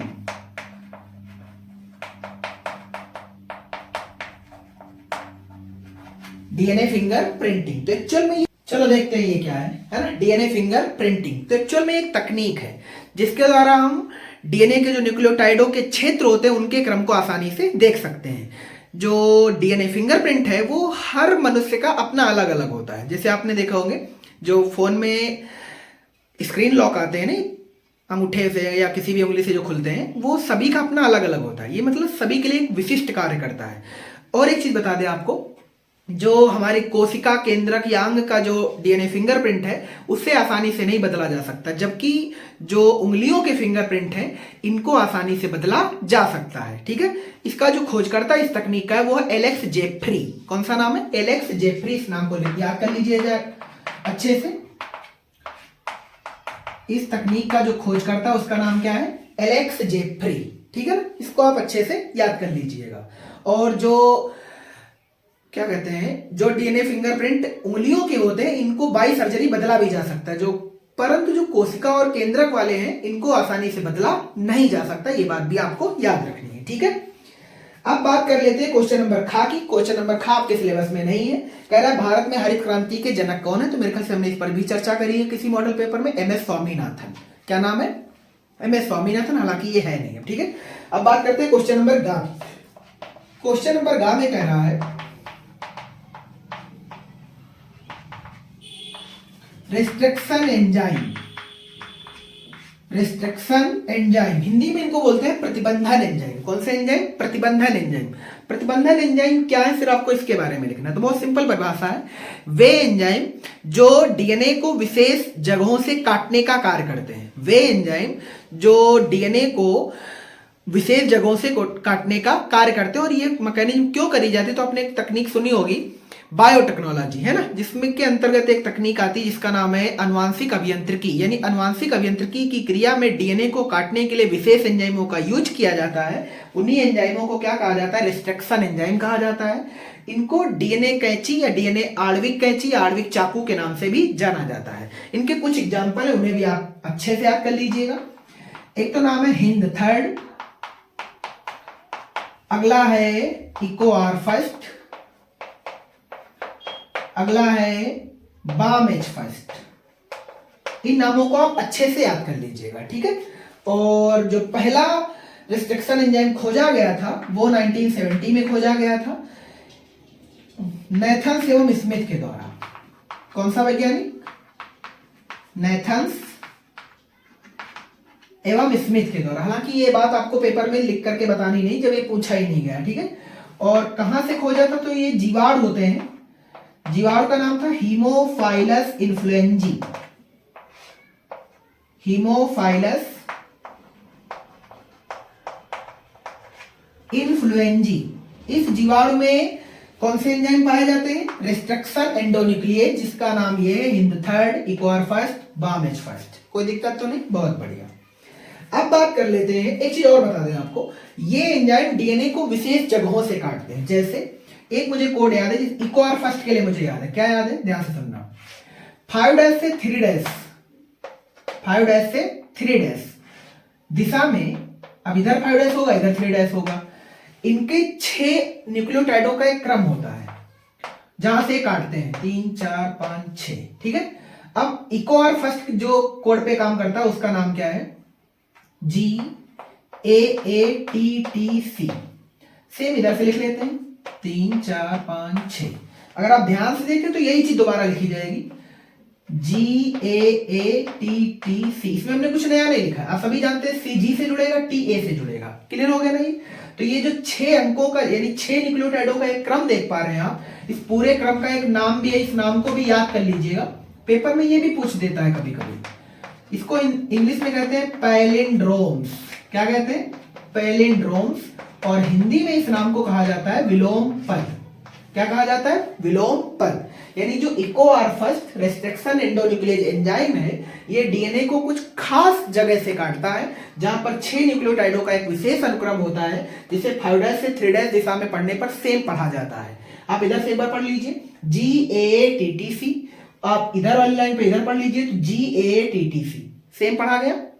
इन 6 न्यूक्लियोटाइडों के विशेष अनुक्रम का एक नाम होता है, नाम ये पैलिंड्रोम्स, हिंदी नाम बोलते हैं विलोम पद। और ये वही स्थान है जहां से डीएनए को अलग कर दिया जाता है, जहां से डीएनए को काट दिया जाता है। बात क्लियर हो गई? ठीक, बढ़ते हैं आगे। और अगला क्वेश्चन है, अगला भी क्वेश्चन अब सिलेबस में नहीं क्योंकि वो अनुकूलन से है, ठीक। तो पढ़ देते हैं क्वेश्चन क्या है। क्वेश्चन अगला कह रहा है, जलीय पौधे अपने वातावरण के अनुकूल हैं, यानी जलीय पौधों में अनुकूलन लिखना। तो भाई नहीं तो ज्यादा बात नहीं करने वाले, ठीक है। अब बात कर लेते हैं क्वेश्चन नंबर 6 की। क्वेश्चन नंबर 6, और इसमें क्वेश्चन है 5। हाँ 5 है, और हर क्वेश्चन 3 नंबर का, ठीक है ना। 5 नहीं है बल्कि 4 ही है, ठीक है। यानी क्वेश्चन नंबर 6, क्वेश्चन 4 है और हर क्वेश्चन 3 नंबर के लिए, ठीक। चलो देखते हैं एक एक करके। पहला कह रहा है का नंबर कह रहा है जैव विविधता के मुख्य घटक। तो आपने पढ़ रखे होंगे जैव विविधता के मुख्य 3 घटक हैं। जैव विविधता के कितने घटक हैं? 3। 1, 2, 3। कौन कौन से एक बार चलो देख लेते हैं। एक तो है आनुवांशिक विविधता। कौन सी विविधता? आनुवांशिक, यानी जो जन्म से रहेगी उनमें, यानी ऐसे जंतु पौधे जिनमें आनुवांशिक विविधता पाई जाती है, आनुवांशिक विविधता के अंतर्गत आएंगे। अगली है जाति, यानी जातियों में विविधता रहेगी। अगली है पारिस्थितिकी, यानी जगह के हिसाब से विविधता। जैसे आपके वहां के जो पेड़ हैं वो अलग सरवाइव कर रहे हैं, और सेम यही पेड़ जब दूसरे राज्य में जहां की जलवायु अलग है, जहां का क्लाइमेट चेंज है, वहां अलग प्रकार से बिहेव करते हैं, मतलब पारिस्थितिकी विविधता भी पाई जाती है। आगे कह रहा है इसके संरक्षण के उपाय लिखो। इसके संरक्षण के उपाय लिखने में दो उपाय हैं इसके। एक तो स्वस्थाने, उम्मीद करते हैं सबने अच्छे से पढ़े होंगे, और दूसरा है अपस्थाने। अपस्थाने को आप बाह्य स्थाने के नाम से जानते हैं, ठीक है। इस स्वस्थाने के अंतर्गत ढेर सारे नाम पढ़ाए जाते हैं, जैसे उनमें से हम कुछ नाम आपके सामने लिख देते हैं। एक तो नाम सुना होगा सबने हॉट स्पॉट, अगला पढ़ रखा होगा सबने नेशनल पार्क, जिसे आप राष्ट्रीय उद्यान जानते हैं। अगला है अभयारण्य,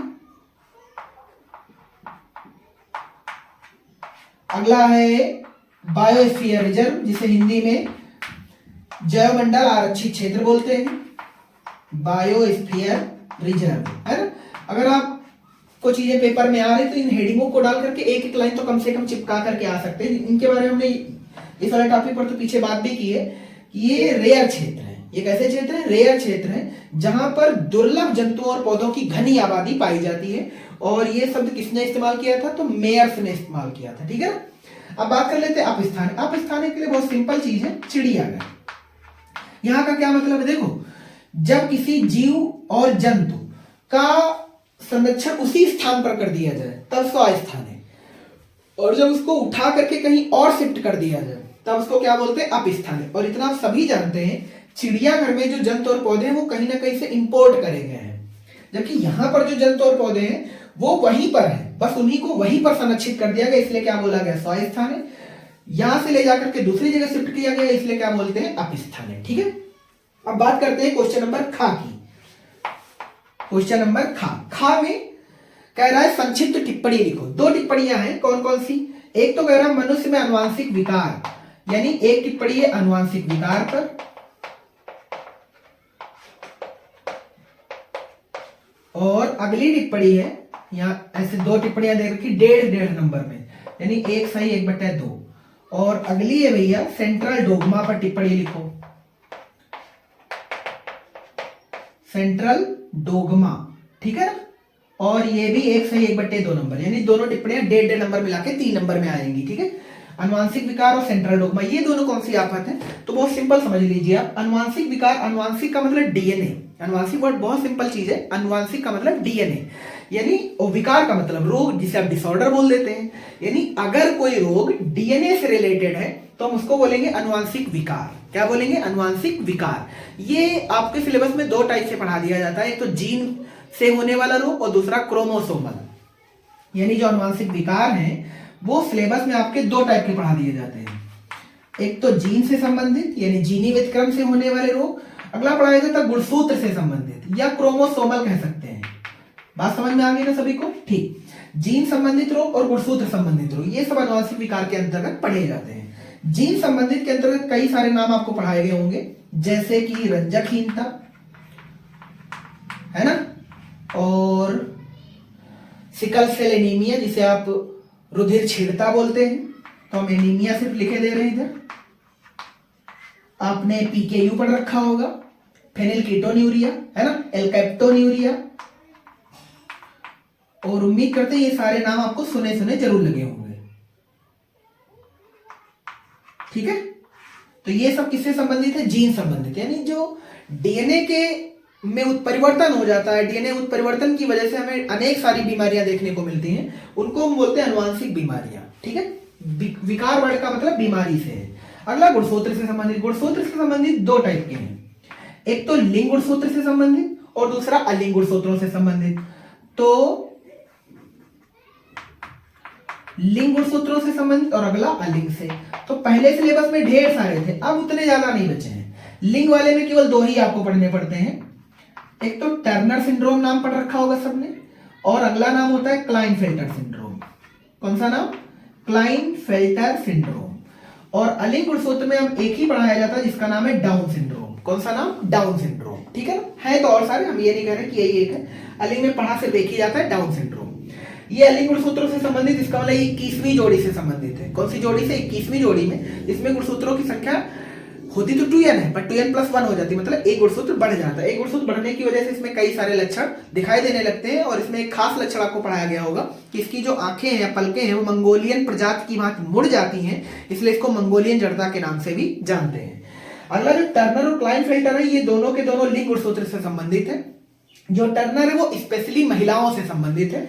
महिलाओं में आपने पढ़ा होगा कि 2x गुणसूत्र होते हैं, पर टर्नर सिंड्रोम में 1x ही गायब हो जाता है, तो 2x की बजाय 1x बचता है। तो इसमें गुणसूत्रों की संख्या कितनी हो जाएगी? 45, क्योंकि 46 तो तब थी जब 2x थे, 1x ही नहीं बचा, इसका मतलब 45 गुणसूत्र बचेंगे। तो ये जो महिला होगी वो कंप्लीट महिला नहीं होगी, मतलब ये स्टेराइल होगी, ये बांध होगी, मतलब इसके बच्चे नहीं होंगे, ये कंप्लीट स्त्री नहीं कहला सकती। अगला है क्लाइनफेल्टर। क्लाइनफेल्टर सिंड्रोम में जो लिंग गुणसूत्र होते हैं उनमें 1 या 2 की घटा नहीं बड़ी हो जाती है, मतलब बढ़ जाते हैं। इसमें गुणसूत्रों की संख्या कुछ ऐसे देखने को मिलती है, जैसे नॉर्मल तो ये गुणसूत्र होते हैं, अलग लिख देते हैं यहाँ पर, ये फीमेल के हैं और ये मेल के हैं, ठीक है। तो देखने को क्या क्या मिल सकता है वो चीज आप देख सकते हैं। यहाँ देखने को ये मिल सकता है 2x 1y, xy और 1x एक्स्ट्रा, समझ में आ गया ना। यानी ये पुरुष था, पर इस x के आने से ये क्या बोलेंगे यार, पुरुष में स्त्री के लक्षण। यहाँ देखो 2x की वजह से स्त्री थी, पर y के आने से पुरुष के लक्षण, यानी स्त्री में पुरुष के लक्षण। इसके अतिरिक्त और भी देखने को मिलते हैं, कुछ ऐसे भी केस देखने को मिलेंगे। यहाँ पे देख लीजिए, कुछ ऐसा भी देखने को मिल सकता है। समझ में आ गया सभी को? ये क्लाइनफेल्टर सिंड्रोम है, ठीक। अब बात कर लेते हैं सेंट्रल डोग्मा की। सेंट्रल डोग्मा में जो सूचनाएं होती है वो एक दिशा में प्रवाहित होती है, यानी जो सूचनाएं होती है वो एक दिशा में प्रवाहित होती है, और इसी को सेंट्रल डोग्मा बोल देते हैं। और सेंट्रल डोग्मा का या कह लें सिद्धांत का जो खोजकर्ता है उसका नाम है फ्रांसिस क्रिक। Francis Crick. और इसने ये बताया जो सूचनाएं होती है वो एक दिशा में प्रवाहित होती है, जैसे डीएनए से सूचना आरएनए में, और आरएनए से कौन सी मैकेनिज्म होती है? Protein synthesis. बात समझ में आ गई ना? इन मैकेनिज्म के स्टेप के नाम भी होते हैं, जैसे डीएनए से आरएनए का निर्माण कहलाता है ट्रांसक्रिप्शन,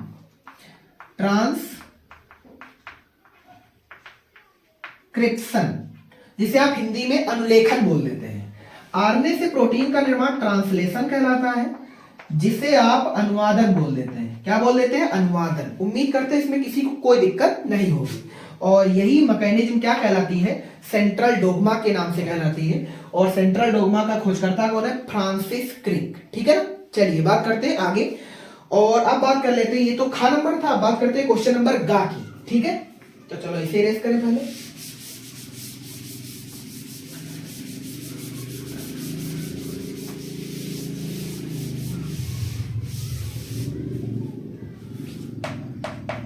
क्वेश्चन नंबर गा में कह रहा है जैव उर्वरक, बायो फर्टिलाइजर। ये क्वेश्चन पेपर में बन भी सकता है, यानी मानव कल्याण में जो सूक्ष्म जीव वाला चैप्टर उससे कम 1 या 2 क्वेश्चन पक्का आने वाले हैं।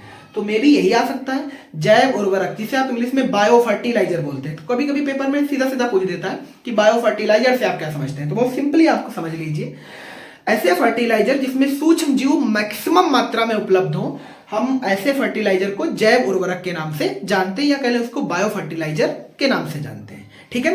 अगर हम बात करें इनके एग्जाम्पल की, तो आप सिंपली कह सकते हैं जैसे कि राइजोबियम, आपको याद होगा ये नाम, राइजोबियम लेग्यूमिनोसेरम। और उम्मीद करते हैं ये नाम सुना हो। तो एक कुल है जिसका नाम है लेग्यूमिनेसी, यानी दाल वाले पौधे। ये नाम बहुत इंपॉर्टेंट है, बहुत ज्यादा इंपॉर्टेंट, कंपटीशन में बहुत ज्यादा पूछा जाता है। राइजोबियम लेग्यूमिनोसेरम हो गया, एजोटोबैक्टर, क्लास्ट्रीडियम, ये सब सूक्ष्म जीवों के नाम है। नाइट्रोसोमोनास,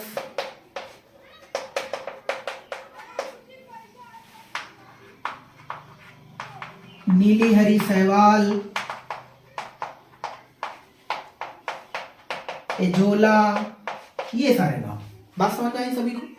ये वो नाम है जो वास्तव में हमारे फर्टिलाइजर में लाभदायक के रूप में है। क्लियर हो गया ना। जिसमें से ये वाला तो नेचुरली भी है, मतलब नेचर में भी पाया जाता है। नेचर में जो दाल वाले पौधे होते हैं, वही चना मटर वाले पौधे, उनकी जड़ों में ग्रंथिकाओं में पाया जाता है। और ये एक वर्णक इसके अंतर्गत होता है जिसका नाम है लेग हीमोग्लोबिन। ये भी याद रखना, बहुत तगड़ा है। दाल वाले कुल के पौधों में एक वर्णक पाया जाता है जिसका नाम ये है। हम लोगों की ब्लड के आरबीसी में एक प्रोटीन पाई जाती है जिसका नाम है हीमोग्लोबिन। और दाल वाले पौधों की जड़ों में एक वर्णक पाया जाता है जिसका नाम है लेग हीमोग्लोबिन। इस चीज को भी बहुत अच्छे से याद रखना। हीमोग्लोबिन तो सबने पढ़ रखा है, मे भी आधे बच्चे ये पढ़ के ही नहीं जा रहे हैं, है ना। तो आप उन चीजों को पढ़ो जो जबरदस्त है एकदम, है ना। लेग हीमोग्लोबिन, बात समझ में आ गई सभी को। और ये वर्णक ही जो वायुमंडल की स्वतंत्र नाइट्रोजन है 78%, उसको कंजर्वेट कर देता है, मतलब उसका स्थिरीकरण कर देता है, फिक्सेशन कर देता है नेचर में।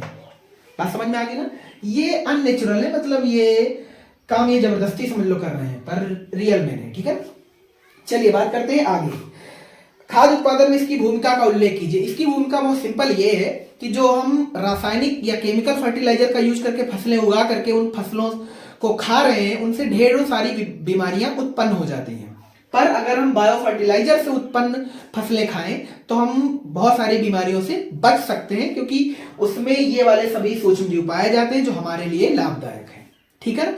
और आप सभी जानते हैं बढ़ती आबादी के चलते हमने केमिकल फर्टिलाइजर का यूज करके खाद्य उत्पादन को बढ़ाया है। बात समझ में आ गई ना। पर सरकार इस चीज को फिर से प्रमोट कर रही है कि आप जैविक खेती पर ध्यान दें। जैविक खेती में बायो फर्टिलाइजर का यूज किया जाता है। अपने देश में एक राज्य जिसका नाम है सिक्किम, सिक्किम पूरी तरह से बायो फर्टिलाइजर पर ही डिपेंड है, मतलब वो जैविक खेती करता है। बात क्लियर हो गई, ठीक। अब बात कर लेते हैं क्वेश्चन नंबर घ की। क्वेश्चन नंबर घ में कह रहा है 2 पर टिप्पणी लिखो। तो इसका मतलब इसमें 3 ऑप्शन दे रखे हैं। कौन कौन से दे रखे हैं, एक एक करके लिख देते हैं सारे, फिर बात कर लेते हैं। पहला दे रखा है रेड डाटा बुक, और दूसरा दे रखा है परजीविता। और ऐसे भी क्वेश्चन आते हैं जिसमें आपको ऑप्शन मिलता है कि आप इसमें से इतने करिए, इतना छोड़ सकते हैं। भूमि की उर्वरा शक्ति बढ़ाने में दलहनी पौधों की भूमिका।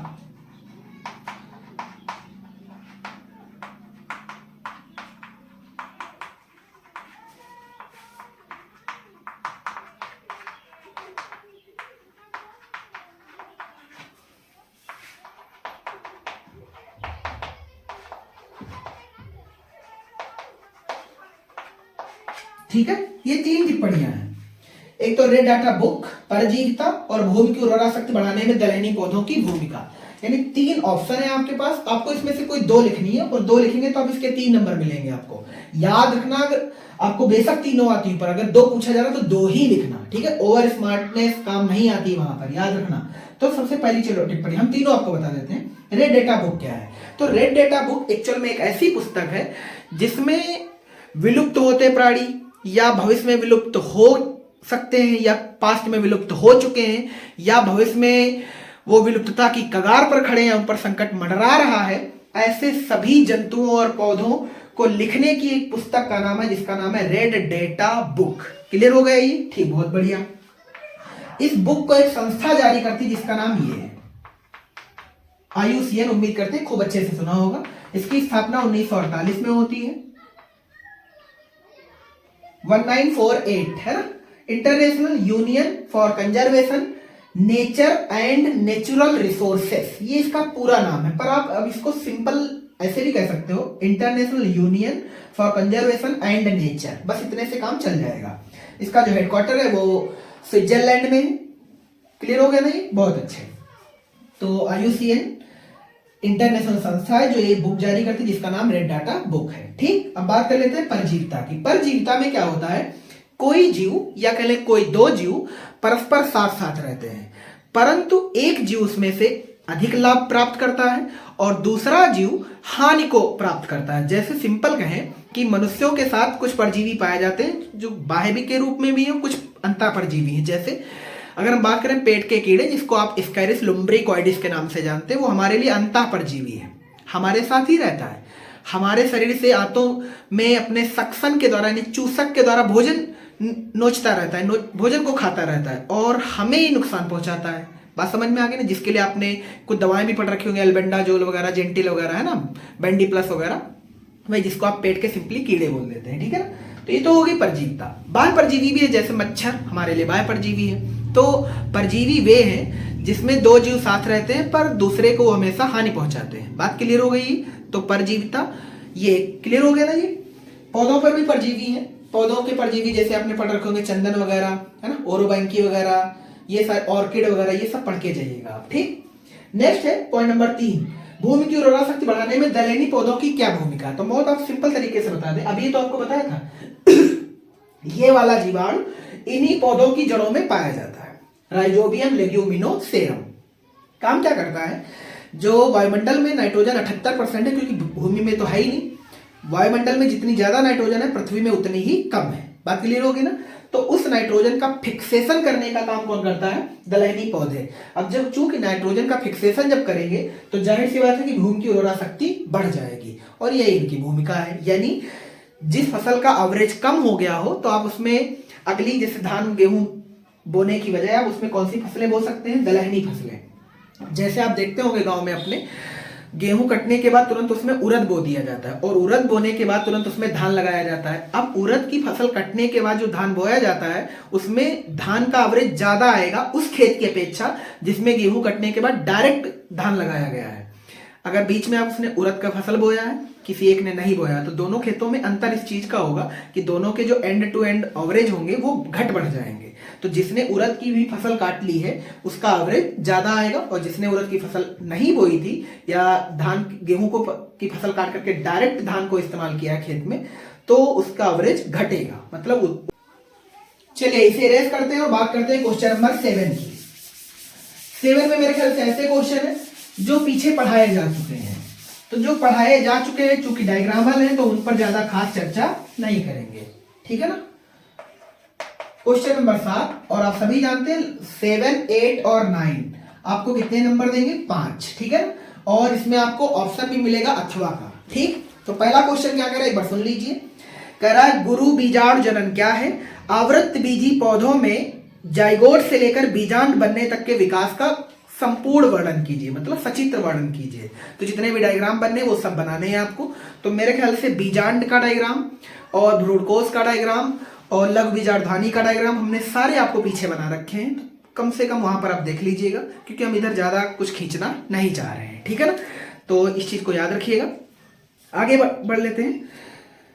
इसका अथवा है महिला के प्रजनन तंत्र का एक नामांकित चित्र बनाइए। तो हम मेरे ख्याल से हम इस पर भी बात कर चुके हैं आराम से, ठीक है। इसकी भी पीछे वीडियो पड़ी हुई है, आराम से आप देख सकते हैं, किसी ना किसी मॉडल पेपर में मिलेगा आपको। क्लियर हो गया नहीं, बहुत अच्छे। अब बात करते हैं क्वेश्चन नंबर 8 की, ठीक। क्वेश्चन नंबर 8 की। क्वेश्चन नंबर 8 में कह रहा है 2 पर संक्षिप्त टिप्पणी लिखो। ये भी 5 नंबर में है। क्वेश्चन नंबर 8 कह रहा है किन्हीं 2 पर संक्षिप्त टिप्पणी लिखो। तो इसमें कितने ऑप्शन दे रखे हैं पर देख लेते हैं। 3 दे रखे हैं। कौन कौन से, एक तो निषेचन दे रखा है भाई, द्विनिषेचन, ये खूब पेपर में पूछा जाता है, द्विनिषेचन। बी नंबर दे रखा है वाहित मल उपचार,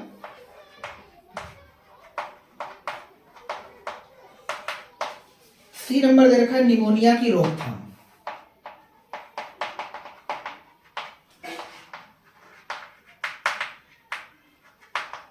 निमोनिया की रोकथाम, ठीक है ना।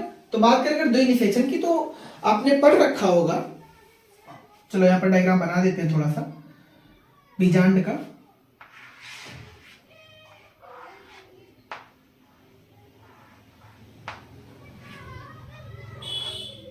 कुछ ऐसे, ये इसका सम्मान पूल है, ये पीछे भी कई बार बना चुके हैं, ठीक। और ये इसके अंदर एक अंडे जैसी संरचना है जिसका नाम भ्रूणकोश है। ये निभाग है, ये बीजांड द्वार है। इसकी तरफ 3 कोशिकाएं होती हैं और बीजांड द्वार की भी तरफ 3 कोशिकाएं होती हैं। बीच में सेंट्रल पे कोशिका रहती है जिसको द्वितीय केंद्रक के नाम से जानते हैं, ठीक है ना। ये चूंकि संपूर्ण संरचना अंडाशय के भीतर रहती है और अंडाशय के ऊपर वर्तिकाग्र पाया जाता है, और वहां से परागकण अंकुरित होकर के पराग नलिका के द्वारा इसमें प्रवेश करता है, कुछ ऐसे, ठीक है ना। ये पराग नलिका है।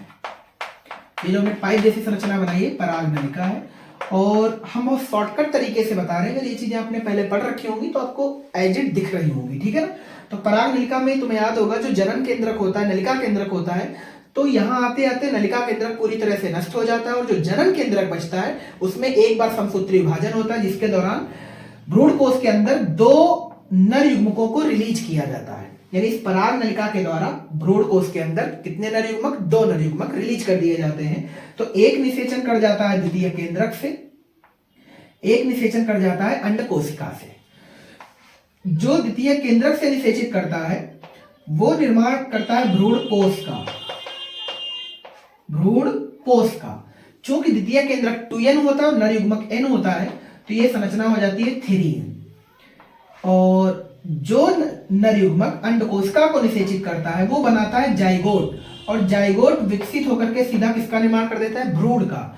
चूंकि नर युग्मक भी अगुणित होता है और ये अंड कोशिका भी अगुणित होती है, तो इसको हम बोलते हैं 2n। ये कैसा होता है, 2n। तो हम इसीलिए कहते हैं आवृत बीजी पौधों का जो भ्रूणपोष होता है वो त्रिगुणित होता है। अब दूसरी बात सुनो, भ्रूणपोष के बनने की क्रिया कहलाती है त्रिसंलयन। क्या कहलाती है, त्रिसंलयन। जबकि भ्रूण बनने की क्रिया कहलाती है, संलयन कह सकते हैं, संयुग्मन कह सकते हैं, कोई भी नाम दे सकते हो, बहुत सारे नाम है, संयुग्मन कहलाती है। बात क्लियर होगी ना। और त्रिसंलयन और संयुग्मन दोनों की क्रियाओं को मिला करके एक नाम दिया जाता है जिसको हम बोलते हैं द्विनिषेचन। उम्मीद करते हैं समझ आया होगा। द्विनिषेचन यानी त्रिसंलयन और संयुग्मन दोनों को मिला करके क्या बोलते हैं, द्विनिषेचन। द्विनिषेचन का जो खोज करता है वो नवास्चिन है। नवास्चिन नाम ऐसा है जो आपको नंबर दिलाएगा, नवास्चिन। और इसने जिस पौधे पर खोज की थी उसका नाम भी बहुत याद करके जाइएगा, फ्रेटिलेरिया। और एक पौधा आ रहा है लिलियम। ये ऐसे द्विबीजपत्री पौधे हैं जिन पर द्विनिषेचन की खोज की थी, किसने, नवास्चिन ने। बात क्लियर हो गई, ठीक। एक और क्वेश्चन पूछा जाता है कि द्विनिषेचन में कितने केंद्रक भाग लेते हैं। तो ध्यान से देखो, 2 केंद्रक ये हैं, 1 केंद्रक ये। तो भ्रूणपोष की क्रिया में 3 केंद्रक भाग लेते हैं और भ्रूण के बनने में 2 केंद्रक भाग लेते हैं। तो द्विनिषेचन की क्रिया में टोटल कितने केंद्रक भाग लेते हैं, 5। इस चीज को भी याद कर लीजिएगा, में भी पूछा जा सकता है कि द्विनिषेचन की क्रिया में कितने केंद्रक भाग लेते हैं। तो टोटल कितने केंद्रक बाबू, 5, ठीक है ना। चलिए बात करते हैं अगले क्वेश्चन की, वाहित मल उपचार की, है ना। Sewage treatment, sewage treatment, shortcut में एसटी बोल सकते हैं, एस फॉर सीवेज जिसे आप हिंदी में वाहित मल, उपचार को इंग्लिश में ट्रीटमेंट जिसे आप टी से लिख सकते हैं, ठीक है ना। वाहित मल उपचार कौन सी आफत है, इसको समझ लेते हैं। देखो हम सभी समझते हैं, हमारे घरों में अपने गांव की बात करें तो बहुत नथिंग है ये वाहित मल अपने गांव में, क्योंकि आबादी बहुत कम है तो बहुत ज्यादा वाहित मल नहीं है। पर जो बड़ी आबादियां हैं, मतलब जो घने शहर हैं, जैसे दिल्ली, मुंबई, लखनऊ की अपनी बात ले लो, आसपास के, यहाँ पर जो बस्तियां रह रही, वहां से क्या बताएं यार, जो गंदगी है वही कूड़ा कचड़ा, मल, वही मल मूत्र, है ना, जानवरों का कचड़ा, साथ में सब्जियों फल के छिलके, ये सब मिला करके जब कचरा निकल करके एक बड़े से नाले में प्रवेश करता है तो एक बड़े नाले का रूप ले लेता है, जिसको गंदा नाला आप बोल सकते हैं। उसको अगर हम डायरेक्ट किसी प्राकृतिक स्रोत में छोड़ दें, जैसे मान लो नदी तालाब है ना, अगर हम वहां पर उस स्रोत गंदे नाले को डायरेक्ट ऐसे ही जाने देंगे तो उसमें इतनी ज्यादा प्लास्टिक वगैरह है कि वो वहां प्राकृतिक स्रोत में जा करके उसको पूरी तरह से ब्लॉक कर देगी। यानी ऊपर का जो पानी की लेयर है उसको पूरी तरह से लॉक कर देगा। ध्यान से समझो तो अंदर ना तो प्रकाश की किरणें जाने वाली हैं, ना ही ऑक्सीजन अंदर एंटर करने वाली है, क्योंकि जो अंदर प्लैंकटन वगैरह है, शैवाल वगैरह है, वो अब प्रकाश संश्लेषण नहीं कर पाएंगे। जब प्रकाश संश्लेषण नहीं कर पाएंगे तो जाहिर सी बात है अंदर ऑक्सीजन रिलीज नहीं होगा। जब ऑक्सीजन रिलीज नहीं होगा तो अंदर जो जंतु है वो ऑक्सीजन कहाँ से लेंगे। तो इसका मतलब ये है कि अगर हम सीवेज को बिना उपचार किए प्राकृतिक स्रोतों में छोड़ते हैं तो जो प्राकृतिक स्रोत की वनस्पति हैं, जंतु हैं, वो मारे जाएंगे, यानी वो नष्ट हो जाएंगे। क्या बात समझ में आ रही है? इसी को हम जल प्रदूषण कहते हैं। क्या कहते हैं? जल प्रदूषण। तो गवर्नमेंट क्या करती है कि इसको डायरेक्ट उसमें ना छोड़ करके पहले इसको फिल्टर करने के लिए बड़े बड़े, क्या बोल सकते हैं यार उनको, हौज कह सकते हैं, हौज है ना, या बड़े बड़े प्लांट कह सकते हैं, एकदम टंकी जैसे बहुत बड़े आकार के, उनको उनके मुहाने पर लगाया जाता है। मुहाना का मतलब जहां पर गंदा नाला प्राकृतिक स्रोत में जाने वाला है, उनके मुहाने पर बड़े बड़े टैंक लगाए जाते हैं और उन टैंकों में माइक्रो ऑर्गेनिज्म का इस्तेमाल किया जाता है, मतलब सूक्ष्म जीवों का इस्तेमाल किया जाता है। और वो सूक्ष्म जीव करते क्या है, जो जटिल पदार्थ थे जैसे सब्जियों फल वगैरह के छिलके मलमूत्र के जो जटिल पार्टिकल्स थे उनको सिंपल पार्टिकल्स में तोड़ देते हैं। और उन सिंपल पार्टिकल्स में जब तोड़ते हैं तो वो अवक्षेप बन जाता है। अवक्षेप वो खाद के रूप में इस्तेमाल किया जाता है, यानी गवर्नमेंट उसको एज अ फर्टिलाइजर यूज कर लेती है और उसको आराम से मार्केट में बेचती है। यानी हमें घुमा फिरा करके उल्लू बनाया जाता है और हम इस चीज़ को समझ नहीं पाते हैं। बात समझ में आ गई ना। तो बड़े बड़े यंत्रों द्वारा उस अवक्षेप को खाद के रूप में इस्तेमाल कर लिया जाता है। बाकी जो कचरा है उसको कई सारे प्रोडक्ट बनाने में यूज किया जाता है, जैसे प्लास्टिक वगैरह तो उससे सड़क बनाने में यूज कर लिया जाता है उसको, है ना। अब तो चूंकि जो प्लास्टिक है वो सड़क बनाने में भयंकर यूज की जा रही है, इसमें कोई दिक्कत की बात नहीं है। उम्मीद करते हैं समझ आ रहा होगा। तो इसी को कहते हैं वाहित मल उपचार। इसके लिए बड़े बड़े टैंक लगाए जाते हैं जिसमें माइक्रो ऑर्गेनिज्म का इस्तेमाल किया जाता है, मतलब सूक्ष्म जीवों की मदद से जो वाहित मल है उसको बड़े टैंकों में डाल करके उसका उपचार कर लिया जाता है। फिर इस पानी को आराम से प्राकृतिक स्रोतों में छोड़ दिया जाता है, उससे प्राकृतिक स्रोत को कोई नुकसान नहीं होता है, ठीक है। हालांकि अपने गाँव में जो तालाब वगैरह हैं उनमें भी जो प्लास्टिक वगैरह पूरे साल कचरा वगैरह इकट्ठा होता है, बरसात के टाइम आप देखते हैं कि वो नालों से होते हुए नदियों को पूरी तरह से चला जाता है, जो कि नुकसानदेह है ना। पर वो इतना छोटी मात्रा में हम उस पर ज़्यादा ध्यान अभी नहीं दे पा रहे हैं। और मेरे ख्याल से ये जो गांव के प्रधान वगैरह होते हैं इनको इस चीज़ पर ध्यान देना चाहिए, है ना। पर वही बात है ना कि ये लोग ये जानते नहीं है ना। चलिए बात करते हैं नेक्स्ट, निमोनिया की रोकथाम आप कैसे करेंगे। तो निमोनिया आपको याद होगा एक जीवाणु से होने वाला रोग है, जीवाणु से होने वाला रोग है। और जीवाणु का नाम भी आपने सुन रखा होगा, डिप्लोकोकस निमोनी। Diplococcus pneumoniae. आप इस डिप्लोकोकस की जगह पर एक नाम और इस्तेमाल कर सकते हैं, स्ट्रेप्टोकोकस। और उम्मीद करते हैं ये नाम तो खूब सुना सुनाया लग रहा होगा। और ये वही नाम है जो ग्रिफिथ ने जिस पर प्रयोग किया था, रूपांतरण। कौन सी घटना, रूपांतरण, अच्छे से याद कर लीजिएगा। तो डिप्लोकोकस निमोनी, है ना। डिप्लोकोकस निमोनी बोलो चाहे स्ट्रेप्टोकोकस निमोनी बोलो, ये इस रोग के लिए जिम्मेदार होता है, जीवाणु है। तो हमें कह रहा है इसकी रोकथाम कैसे करें, क्योंकि ये एयर से फैलता है, वायु से फैलता है। यानी ये वाला जो जीवाणु हम तक कैसे फैलता है, वायु द्वारा। तो जब हम बाहर आउटर से सफर करें, घर से बाहर कहीं दूर शहर में जाएं, तो मास्क वगैरह का यूज करें, ठीक है। सबसे बेहतर रोकथाम यही है, ठीक है। चलिए अब बात करते हैं इसके अथवा में। अथवा में इसके जो दोनों क्वेश्चन दे रखे हैं वो फल से रिलेटेड है। और फल आपको याद होंगे कक्षा 11 में, इंटर में क्लास में फल अब नहीं आते हैं। तो सुन लीजिए क्वेश्चन क्या क्या है। फली और लोमेंटम में अंतर बताओ। फली वही जिसको तुम मटर वाली फली कहते हो। अगला है अष्टफल और भिदुर फल में अंतर बताइए। तो इंटर की क्लासों में अब ये फल बचे ही नहीं, तो बिना किसी टेंशन के इसे हम छोड़ सकते हैं, ठीक है। हालांकि पेपर में तुम्हारे ऐसा कोई क्वेश्चन नहीं आएगा जो तुम्हारी किताब में ना हो या जो तुम्हें पूरे साल में पढ़ाया ना गया हो, ठीक है ना। चलिए बात करते हैं क्वेश्चन नंबर 9 की, और ये लास्ट क्वेश्चन है बायो का, यानी आज की क्लास का। इसका जो अथवा वो है ही नहीं, ठीक।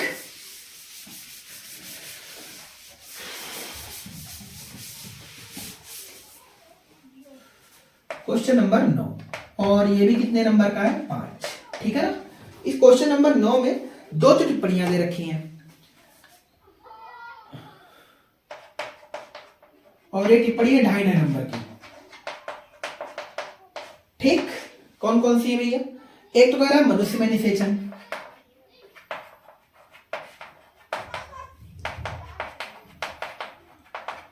मनुष्य में निषेचन। दूसरा पॉइंट है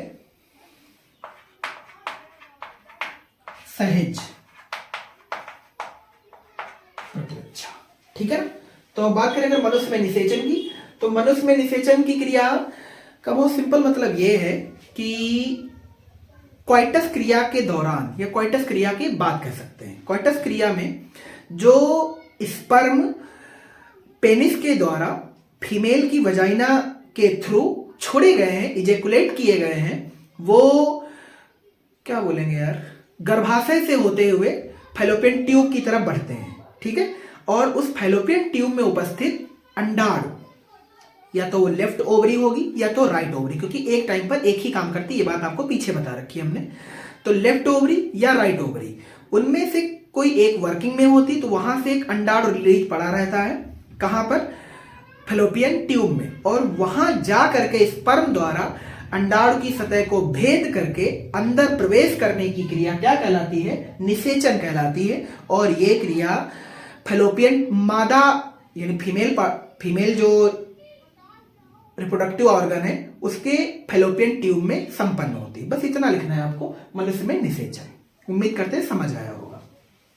बात करें अगर सहज प्रतिरक्षा की, तो सहज प्रतिरक्षा आप मेरे ख्याल से आप डिटेल किताब से ही पढ़ लीजिएगा, बहुत बेहतर क्या बताएंगे आपको।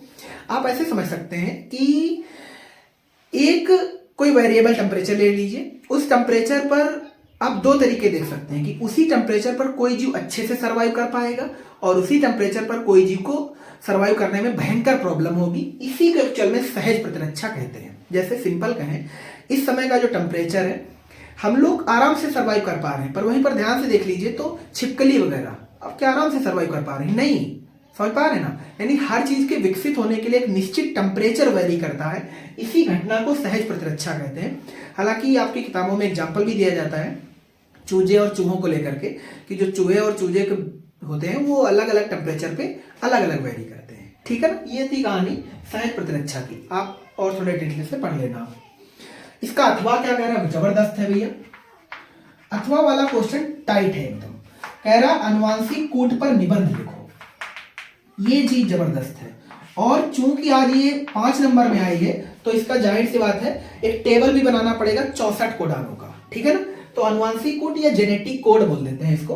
तो जेनेटिक कोड एक्चुअल में न्यूक्लियोटाइडों का एक विशेष अनुक्रम होता है, जो हर कोड 3 न्यूक्लियोटाइड कैरी करता है। यानी हर न्यूक्लियोटाइड में 3 न्यूक्लियोटाइडों या 3 नाइट्रोजन क्षारों का एक विशेष अनुक्रम होता है, जो एक अमीनो अम्ल के निर्माण को क्या बोले डिफाइन करता है, कह सकते हैं। ठीक है ना, यानी एक कोड एक अमीनो अम्ल के लिए बना होता है। बात क्लियर हो गई ना।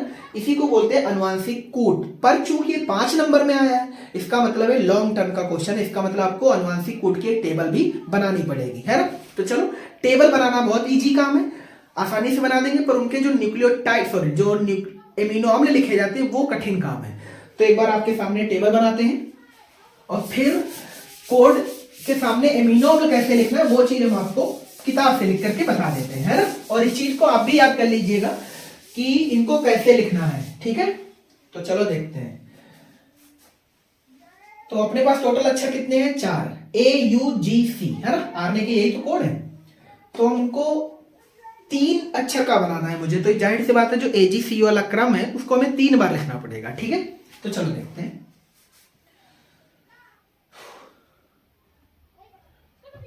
हम 64 कोडानों की एक टेबल बनाने वाले हैं।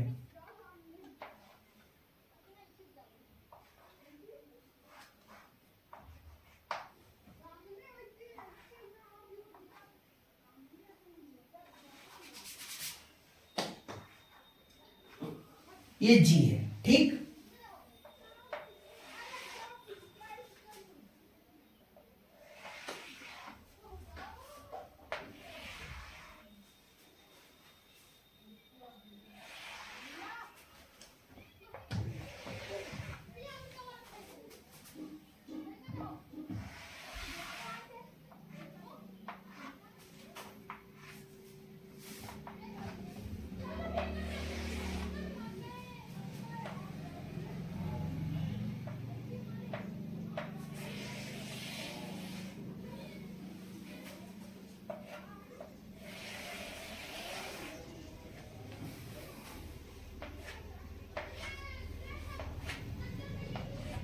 ठीक, एक बार यहां लिख लेते हैं UCAG।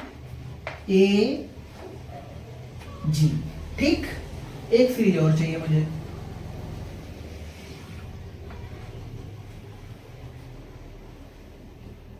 चलो यहां से भी लाइन डाल देते हैं।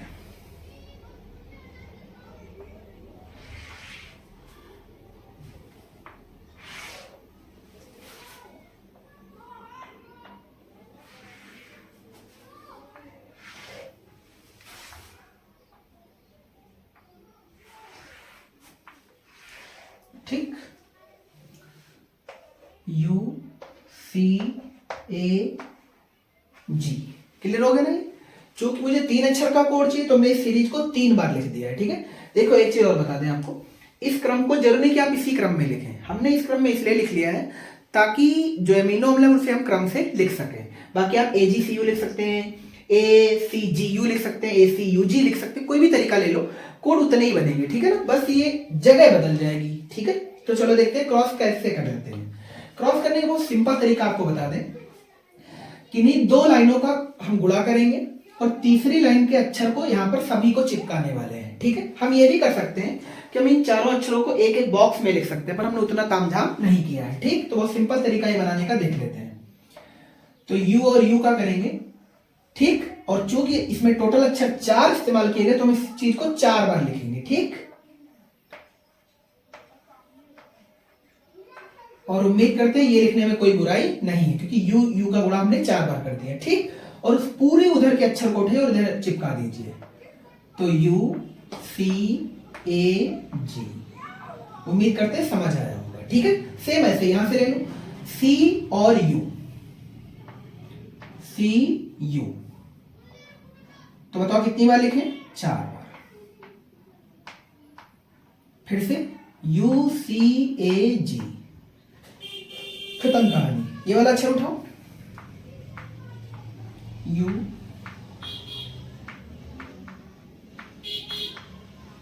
फिर से वही 4 अक्षर, यू सी ए जी, है ना। अब ये वाला अक्षर उठाओ, जी, जी की गुणा यू से कर दो, जी यू, जी यू। ठीक, बस 4 अक्षर अगेन। उम्मीद करते हैं यहां तक कोई दिक्कत नहीं होगी। सेम अब जैसे इस लाइन को लिखा है सेम टू सेम, अब इसका यहां से उठाइए, यू का सी से कर दीजिए। इसके लिए चाप ले लें अलग, यू सी, यही तो होगा। ठीक, अब फिर से वही चीज, यू सी ए जी को चिपका दिया हमने। क्लियर हो गई? बहुत बढ़िया। अब सी की गुणा सी से करिए, यू सी ए जी, खत्म। ए की गुणा सी से करिए, ए सी। पेपर में भी आ जाए तो आप जल्दी बना सकते हैं, इसमें कोई टाइम नहीं लगता है। ठीक, बस एक बार तरीका क्लिक हो जाए। जी की गुणा सी से, तो 4 बार जी सी, यू सी ए जी। ठीक है, चलो अब यू उठाइए, फिर ए से आ जाइए, यू ए, तो कितनी बार लिखना है? 4 बार,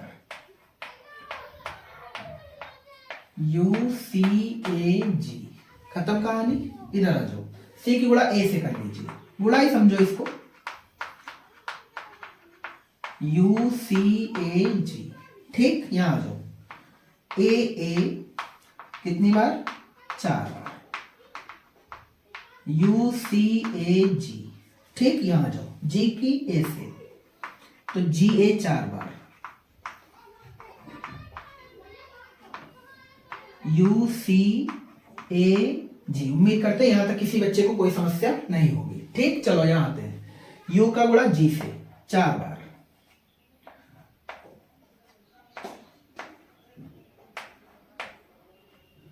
चारों चिपका दीजिए। अब सी की गुणा जी से,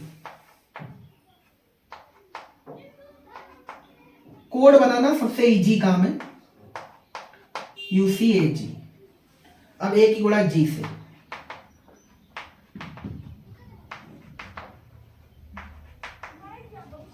you see A ji.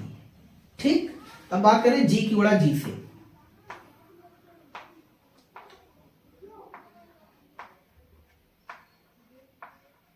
You see ए जी। उम्मीद करते हैं इसे बनाने में बहुत ज्यादा 2, 2.5, 3 मिनट का टाइम लगता है। ठीक है ना। चलिए, ये काम तो बहुत इजी है, पर जो कठिन काम है वो है इसके एमिनो अम्ल लिखना, यानी कौन सा कोड कौन से एमिनो अम्ल के लिए, ये चीज लिखना थोड़ा मुश्किल काम है। तो एक बार परिभाषा रिपीट कर देते हैं। कह रहा अनुवांशिक कोड नाइट्रोजन क्षारकों का वह अनुक्रम होता है जिसमें प्रोटीन अणु के संश्लेषण की सूचनाएं निहित होती हैं, और इस प्रकार 3 न्यूक्लियोटाइडों का वह अनुक्रम जो किसी विशिष्ट एमिनो अम्ल का निर्माण करता है अनुवांशिक कोड कहलाता है। अनुवांशिक कोडों के नंबर 64 होते हैं। ऐसा इसलिए होता है क्योंकि टोटल एमिनो अम्ल की संख्या 20 है। हर एमिनो अम्ल के लिए कम से कम एक कोडान होना जरूरी है, इसलिए जो कोडानों के नंबर बन जाते हैं वो 64 बन जाते हैं, क्योंकि टोटल अक्षर हम इस्तेमाल करते हैं 4। एक अक्षर का कोड बनाएंगे तो 4 कोड बनेंगे, 2 अक्षर का बनाएंगे तो 16 ही बन पाएंगे, इसलिए हम 3 अक्षर का कोड बना के यूज कर लेते हैं, जो कि सत्य है। ठीक है ना। चलिए, तो ये तो कहानी थी अनुवांशिक कोड की। आप इसे बनाना सीख लीजिए, मेरे ख्याल से 2-2.5 मिनट का काम है बस। अब मेन काम है इसमें एमिनो अम्ल लिखना। एमिनो अम्ल लिखने के लिए आपको सबसे पहले कुछ कोडों को स्टार करना पड़ेगा। जैसे एक कोड है ये AUG, ठीक, 3 कोड इधर है, UAA, UAG, UGA। ठीक है, ये स्टार वाले कोड बड़े इंपॉर्टेंट हैं। ये तीनों के तीनों जो कोड हैं ये समापन कोडान है। कौन से कोडान है? समापन कोडान। यानी mRNA की श्रृंखला पर अगर ये तीनों में से कोई भी कोड आ जाएगा तो प्रोटीन निर्माण का काम बंद हो जाएगा। ये इंपॉर्टेंट इसलिए क्योंकि ये प्रोटीन निर्माण के काम को शुरू करता है। श्री गणेश साय नमः है, ये तीनों के तीनों इतिश्री है। ठीक है ना, तो ये काम प्रोटीन संश्लेषण का शुरू करता है। इन तीनों में से कोई भी आ जाएगा तो बंद कर दिया जाएगा। इन तीनों के हालांकि नाम भी होते हैं, ओकर, एम्बर, पता नहीं क्या क्या, मुझे याद नहीं प्रॉपर, छोड़ो, आप इन्हें भी देख लेना। अब बात कर लेते हैं यहाँ पर कौन सा अमीनो अम्ल आएगा। ठीक, तो हम उसको बुक से लिख लेते हैं क्योंकि वो प्रॉपर याद नहीं होता है। किसी को नहीं याद हो सकता है, ये नहीं कह सकते याद नहीं हो सकता है, पर मुझे याद नहीं है। ठीक है, तो चलो देखते हैं।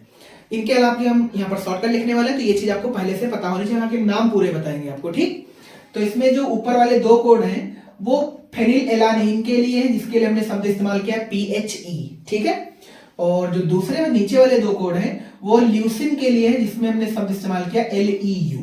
ठीक, जो नीचे वाले चारों कोड है ये ल्यूसिन के लिए हैं, LEU के लिए। और ये वाले जो तीन कोड है वो आइसोल्यूसिन के लिए हैं, ILEU। और ये जो स्पेशल कोड है स्टार वाला, ये मेथियोनीन के लिए है। यानी प्रोटीन निर्माण में सबसे पहला अमीनो अम्ल मेथियोनीन आता है, जिसे हमने शॉर्टकट में MET लिखा है। और ये नीचे के जो चारों हैं वो वैलीन के लिए हैं। ठीक है, ये सब एमिनो अम्लों के नाम, जो हमने येलो कलर से नाम लिखे ये सब एमिनो अम्लों के नाम है, ये याद रखना। और इधर आ जाते हैं इस सीरीज में। इस सीरीज में जो चारों एमिनो अम्ल कोड है वो किस एमिनो अम्ल के लिए? सेरीन के लिए, जिसे हमने SER लिखा है। ये चारों के चारों प्रोलीन के लिए हैं, जिसे हमने PRO लिख लिया है। अगले थ्रियोनिन के लिए, जिसे हमने THR लिखा है। ठीक है, अगले चारों एलानिन के लिए हैं, जिसे हमने ALA लिख लिया है। क्लियर हो गया? बहुत बढ़िया।